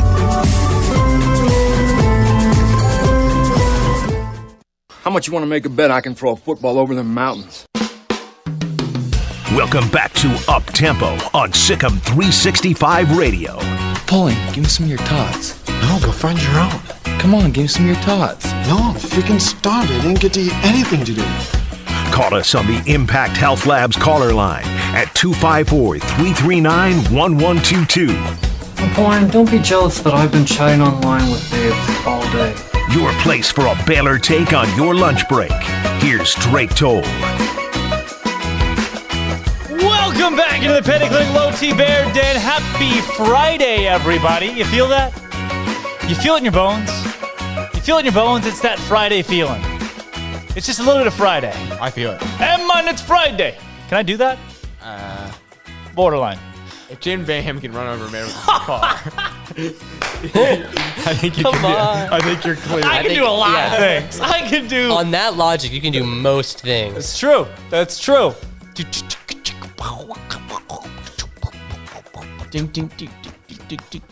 Matt in DC is on the Impact Health Labs call line. Matt in DC, leave it bumping. What's going on, Matt in DC? I talk like a robot to get my name right this time, and so I'll do that from now on. He Good did. to go. He got it right. I am Matt in DC, and she knew. She thought it was. She liked that. She wants you to call her back sometime. Our robot lady. Matt in DC, Big 12 tournament time, Baylor game day. How we feeling? I'm feeling pretty nervous right now, not for the Bears, but just the whole tournament and what's happening across the country right now with Virginia, Duke, and now Kansas. Man, it's like, I mean, to be honest, if Baylor were to announce, you know what, we're pulling out to save ourselves for the big tournament because we're the risk of getting our team sick tonight against Oklahoma State. I mean, I'd be fine with that right now because there's a part of me that thinks Kansas and Virginia may not even be able to get cleared for the tournament next week. I don't think they will. So, I really don't think they will. I mean, like, people can say, oh, we're being scared. It's like, no, I'm not being scared. I'm just being cautious because it is what it is now. It's like, I don't know. I mean, as much as I would love to win the Big 12 tournament, I mean, our goals this year are a lot higher. So, I mean, this is what it is. But hopefully everyone stays healthy. I hope everyone gets better, and I hope this stops right now. But that being said, this is going to be a hell of a game tonight. I'm pumped if we can win tonight just to get a chance to play Texas one more time because I probably won't even celebrate the tournament championship. I'll just be celebrating we beat Texas again. So on that, y'all have a good weekend, and let's win by one. Matt in DC, if Uptempo had $1 million and could buy the licensing to one song to make it the Uptempo theme song, what song would be the Uptempo theme song? You could buy the license to any song for $1 million.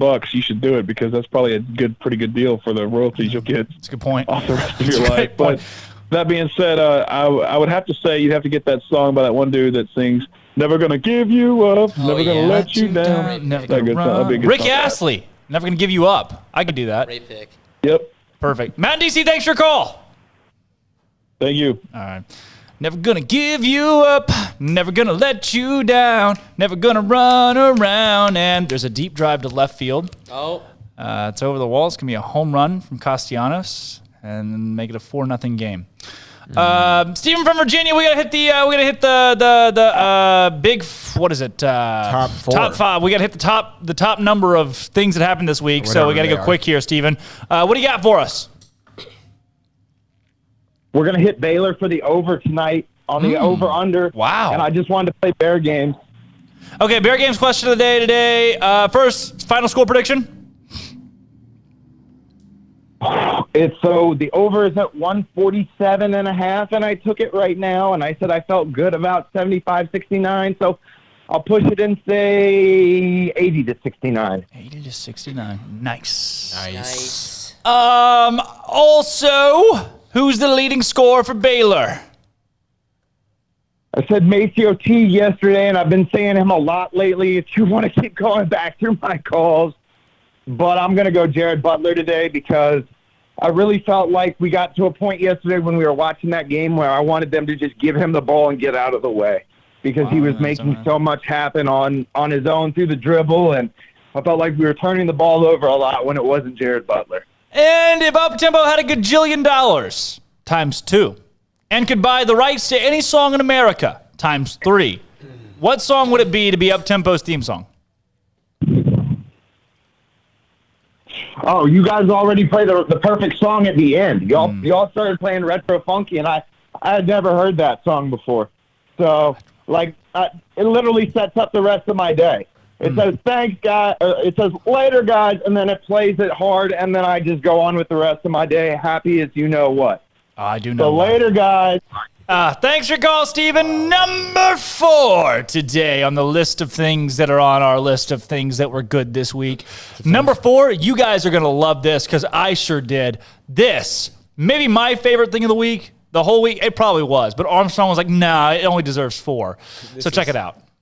Out of here. Obviously, it's always Bear Games time, and you have far and away the best Bear Games answer of all time. And arm wrestling, Mike Gundy at Hellberg Barbecue, which I went and ate lunch at on Sunday. Today, though, have you had the burnt ends on Thursday yet? Though, no. What? Oh my gosh, they have bacon wrap buffalo burnt ends on Thursday. Well, now I just feel stupid. It is, and actually they had orange chicken burnt ends last week as well. So I'm just going to let you know it'll change your life. It'll change your life. I brought some of them in here, and our coaches just devoured them. So they do not suck whatsoever. They're really good. I went and asked for a pound of brisket, and the guy was like, "Are you going to take some at home?" And I was like, "No. I'm going to eat this pound of brisket." And he was like, "No, I don't think you are." I underestimated how rich and just good the food is. Yes. But you know what? Yeah, I'll take the chopped brisket. That street corn they got is phenomenal. And I don't know what they do with their banana pudding, but it's like crazy smooth. It's awesome. It's really good. Why did I DoorDash tropical smoothie, and it's just not going to match now what I'm craving. Oh my gosh. Coach, you get one card game. In one town in Texas. One card game in one town in Texas against one Big 12 basketball coach. What card game are you playing? In what town and against which coach?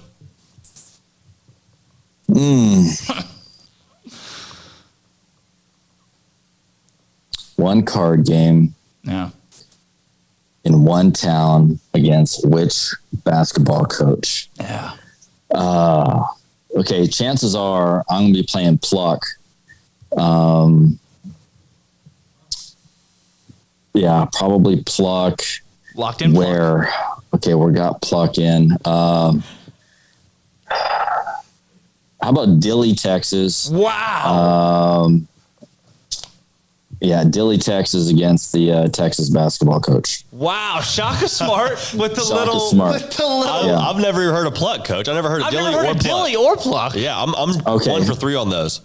Okay, first of all, I'm 50, so I'm a little bit older, but yeah, Pluck was a game that we played in the clubhouses, Pluck and Hearts all the time, and so it was always a fun game because it's constantly revolving and it's just a lot of fun. So yeah, hey, my money's on you in that one. I like that. I am a master Pluck player. I'm just gonna let you know that. Wow. So you guys heard it here. If you walk into a restaurant in Dilley, Texas, and you see Steve Rodriguez at a corner table in chaps and a cowboy hat playing Pluck, you best not take him on. You're losing money that day.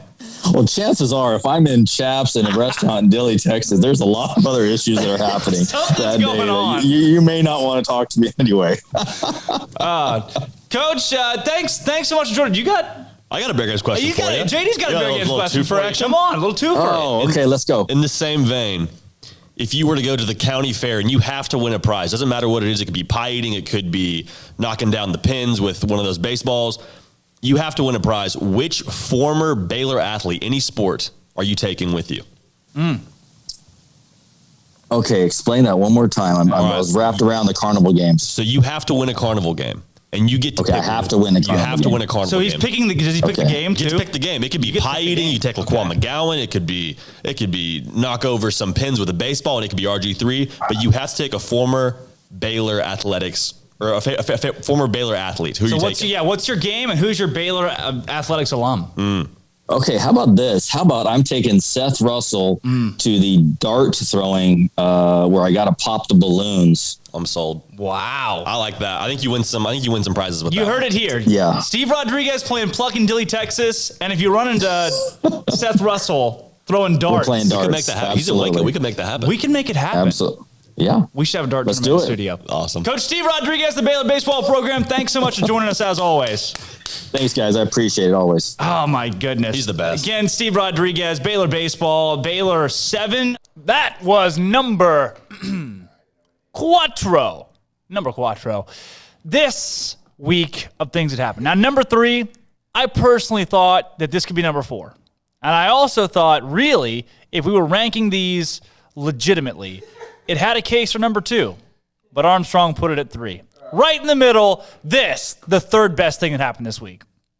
Impact Health Labs caller line at 254-339-1122. For your company's mass COVID testing, log on to impacthealthlabs.com. I want the truth! You can't handle the truth! Now, back to the Bears Den with Drake Toll and J.D. Pickell for the Blonde Boys Power Hour. The Blonde Boys Power Hour, baby. How about that intro? Happy Monday, folks.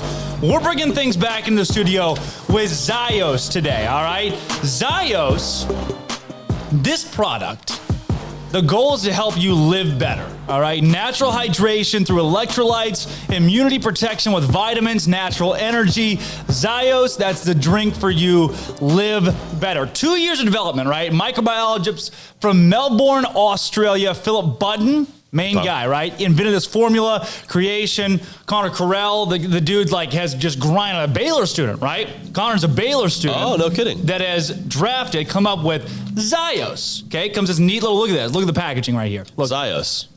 Live Moss. Live better. Close. Zios. Have it your way. Have it. Nope. No. Zios. Eat fresh. Zios live better. Live better. Zios live better. Zios live better. It's all natural, no sugar added, gluten-free, non-GMO, dairy-free, soy-free, vegan, nut-free. Ingredients include vitamin A, vitamin B3, B6, vitamin C, D3, iron, zinc, electrolytes, natural energy, premium ingredients from around the world. So you're like, all right. Well, when you said I have allergies, and when you said that, I was like, am I going to die on set right here? But now I feel. But you're not, because it's non-GMO, and there's there nothing caffeine, or is this all natural? So that's the thing. It's like the capybara fruit. I don't know what it's called. Sorry, Connor, I'm butchering it's like the capybara fruit so instead of caffeine, it's like a natural fruit that has this energy boost that it gives you, and it's equivalent to 100 milligrams of caffeine without the negative and addictive effects of actual caffeine. Oh yeah. Yeah. Well, we're onto something here. So citrus flavor. Right. Again, mind you, when you taste it, it's got a very natural taste. We're all going to take, do you have the camera on you? I need a needle and I need a bag. I can put a camera on to me. give myself an IV of just Zios. Well, right. So when we drink this, it's got the citrus flavor, natural citrus flavor. Okay. Typically what they do is they take fruit and they spray it with sugar, right? And then that's how it shrivels up, and they put it into drinks, and that's why they're so sugary and bad for you, okay? With this... Is that a fact? They coat it in sugar? They coat it in sugar. They makes it shrivel up, and that's when they put it in your drink. But with this, instead of doing that, they freeze it immediately. As soon as it's ripened right off the vine, they freeze it, and it's that orange flavor, natural orange citrus flavor, no added sugar. Okay. There is 1 milligram of sugar in this total. Yeah. Interesting. So, total 1 gram. 1 gram of sugar total in Zios. Okay. And it's natural. So it's not even real, there's zero added sugar. Doesn't even really count. Doesn't count.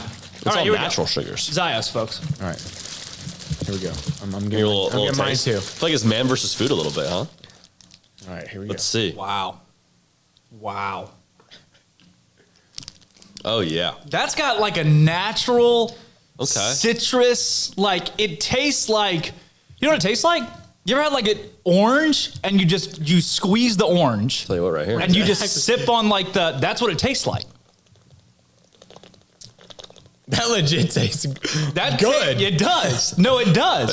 Not only does actually, I'm not even lying. That tastes good. Right, legitimately. Oh, JD's done. Zios eat Holy fresh. mess. No, Zios live better. What? Zios Live Moss, baby. It's Live Better. It's Live Better. 100 milligrams of natural caffeine in me right now, You baby. did just shoot 100 milligrams of caffeine from the capybara plant. I'm ready. I'm capybara up, baby. Bro, vitamin A, vitamin B3, B6, C, D3, iron, zinc, electrolytes, natural energy, premium ingredients. That was really good. That's wild. That was actually really good. It's wild That's how many actually good. healthy ingredients are in this thing, and it still tastes like an like it tastes good.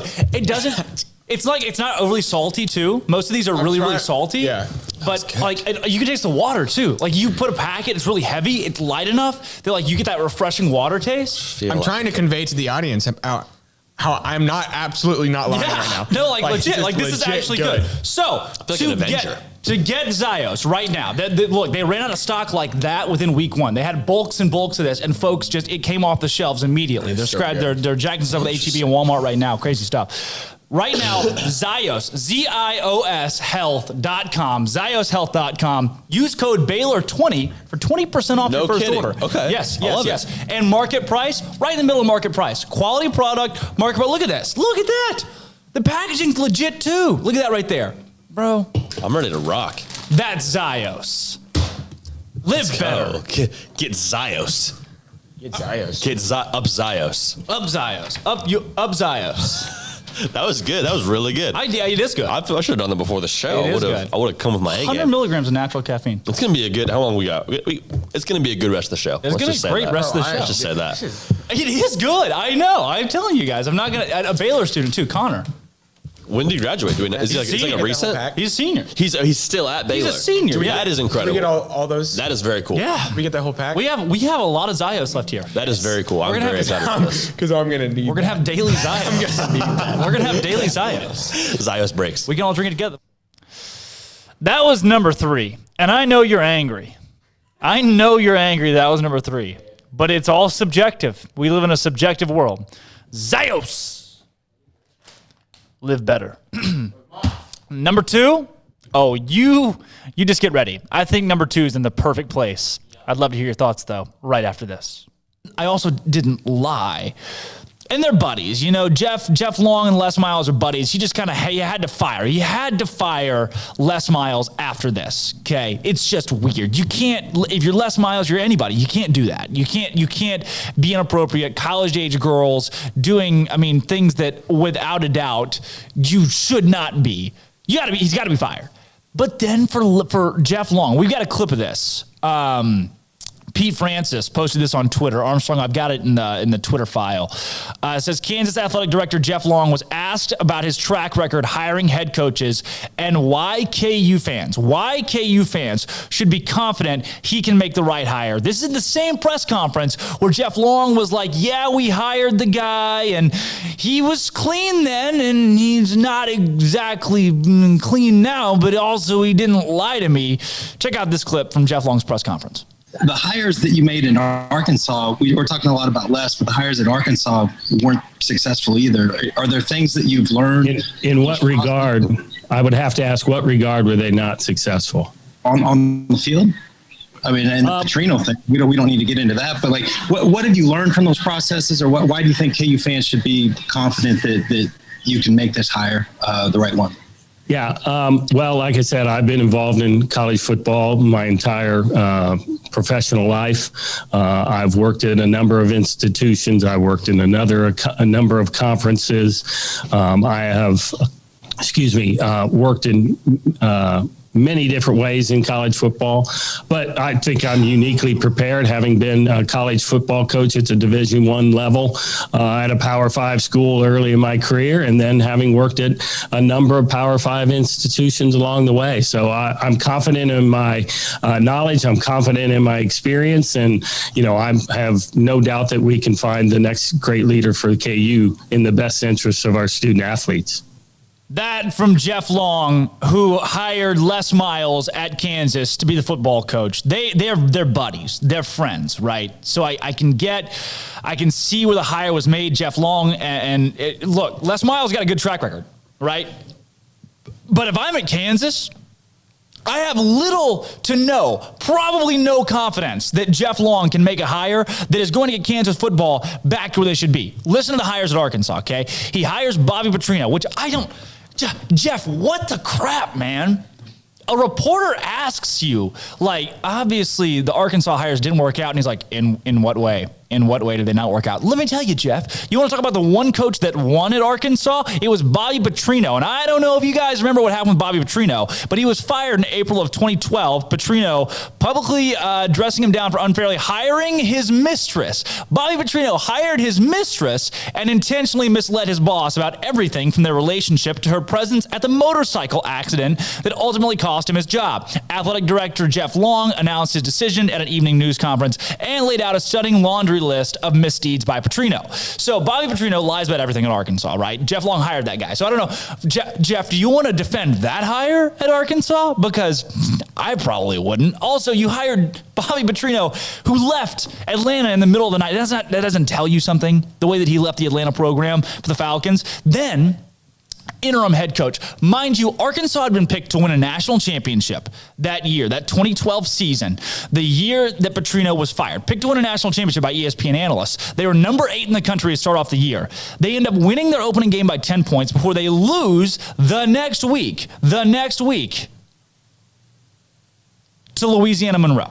Maybe one of the worst losses in program history. You know why? They hired John L. Smith, the strength and conditioning coach, as the head coach. Jeff Long did as the head coach of Arkansas, right? I remember John L. Smith being in a press conference and saying, "This is the great state of Alabama." He referenced the state of Arkansas as the state of Alabama. He was that confused. Worse than a dumpster fire. That team was terrible. They ended up ultimately going 4-8. So then after that, he's like, all right, I'm going to hire Brett Bielema. This is going to work. I'm Jeff Long. I got you. Brett Bielema lasted from 2013 to 2017. He went 8-5. He went 3-9 in his first year, 7-6, 8-5, 7-6 before going 4-8 in 2017. The Brett Bielema experiment didn't work out, and then he ended up getting fired. He also hired Jimmy Dykes as the women's basketball coach at Arkansas. Jimmy Dykes, the ESPN analyst, right? Everybody, he comes in. Arkansas was ranked in the top 25 his first day. He lasts 3 seasons. Dykes goes 16-36 in SEC play at Arkansas. 18-14 in his first season. Won an NCAA tournament game. After that, 12-18, 13-17, and they're like, we're done. Then Long also hired Mike Anderson. Mike Anderson never got past the round of 32 in the NCAA tournament at a program that's supposed to be, historically good. Ends up going 16-16 in his final season and never made it past the round of 32. Was great at Missouri, awful at Arkansas. So when you look, this is Kansas, a Big 12 program that needs help. They need legitimate help. And Jeff Long, is the eyes of Jeff Long or what you're staring into as the guy that's going to hire your next football coach. I would be scared. I don't want that. I don't want Jeff Long hiring anyone because then he goes to Kansas. So again, it makes me so, I am perplexed that a reporter in the press conference asks the question or says, your hires at Arkansas didn't work out. And Jeff's like, no, what do you mean? What do you mean they didn't work out? That's what of that did work out? None. And welcome back. That was the number 2 thing that happened this week. I was doing some dance moves, right? Coming on out of that. That was Jeff Long. What a astute observation by myself. I'll give myself credit for taking down Jeff Long. They were going to keep him. Until they saw that segment on YouTube and they said, done, YouTube, Mike. Done. Jeff Long is done. Thanks to Uptempo. That is investigative journalism. We're doing the Lord's work. All right, the number 1 thing that happened this week, it could be the inverse. Maybe this is the number 4 thing that happened this week. But Armstrong made it number 1, and you know what? The repercussions from this today could be our last show, but it was okay to go out this way. Always laugh. We probably get a lot of extra views. We think we're funny. We make Jim Boeheim jokes. Does the audience? Somebody has to laugh, and it might as well be us. Right. You know what I'm saying? Right. And they're laughing at us. Like if folks out there are relatives of Jim Boeheim or relatives of the guy that Jim Boeheim ran over, they probably do not think they probably don't like us. They probably they should call in and express their distaste. But if you're a big fan of beating a dead horse, dead and much like the man Jim Boeheim No. Then you like the show. It's March, everybody. It is in fact March. Nothing's off limits in March. Nothing is off limits in March. Are y'all seen his Alabama score? Alabama, 43-13. If Jim talk about killing. Go back. Talk about a manslaughter. I can't. This is intentional. This is on purpose. If Jim Boeheim didn't want to be talked about, he wouldn't have run that guy over. That's true. It was all right there. How far is too far? The world was at his fingertips. We passed the exit for too far like 3 days ago. Yeah, we did. We're like, oh, it's too far? Must go further. Oh, my God. God. I like the pun. I like that pun. I thought about saying something, but I was like, I don't know. Rolling right through it. The car pun. The car pun. So we can all agree this is probably our last 10 minutes on air. That's not It's been like ever. They just come in with black suits. That's not a speed bump. Just like Jim Boeheim did driving home from that game. We're gonna Honey, did you feel that? We're No. gonna text in a minute here. Wow. T-Rex says, how about those Bears getting all the turnovers? That was terrible. It was equal parts terrible and just... We're going to bury that segment. We're going to bury that and make sure no one can ever find it again. It never happened. It never happened, except for the, It was also the number one moment of the week. Unless the people love it. Unless it goes viral. We just made that the number one. That could have been... There was no planning. That could have been the worst thing that happened this week, but we put it at number one for... kicks and gigs. Probably should have been like a slap on the wrist, number 2. Probably should have been buried. We should have cut Armstrong that makes off the of order. We're now going to bury it. After this week, we'll be like, that never happened. Give us another 24 hours to But relish also, on that. at the end of the year, it'll be in our best moments. Yep. Yeah, you gotta number 1. You gotta celebrate your wins. You gotta celebrate you your do, you do. victories, just as much as your losses. Speaking of losses, The guy that Jim. Oh my! No. We can't. Make it stop. Don't do it to him. Celebrity birthdays. Number 1, Christina Grimmie. Christina Grimmie. She died in 2016, but her birthday is today. Christina Grimmie? 40. 41. 27. What if she would have been 27 today? But she's not. She is not 27. You good? Yeah, man. Tough There's day? Just no birthdays. There's just never anybody. Any Grand Nationals? Mitt Romney. Oh, I know him. 60? I No, know him. 60. 64.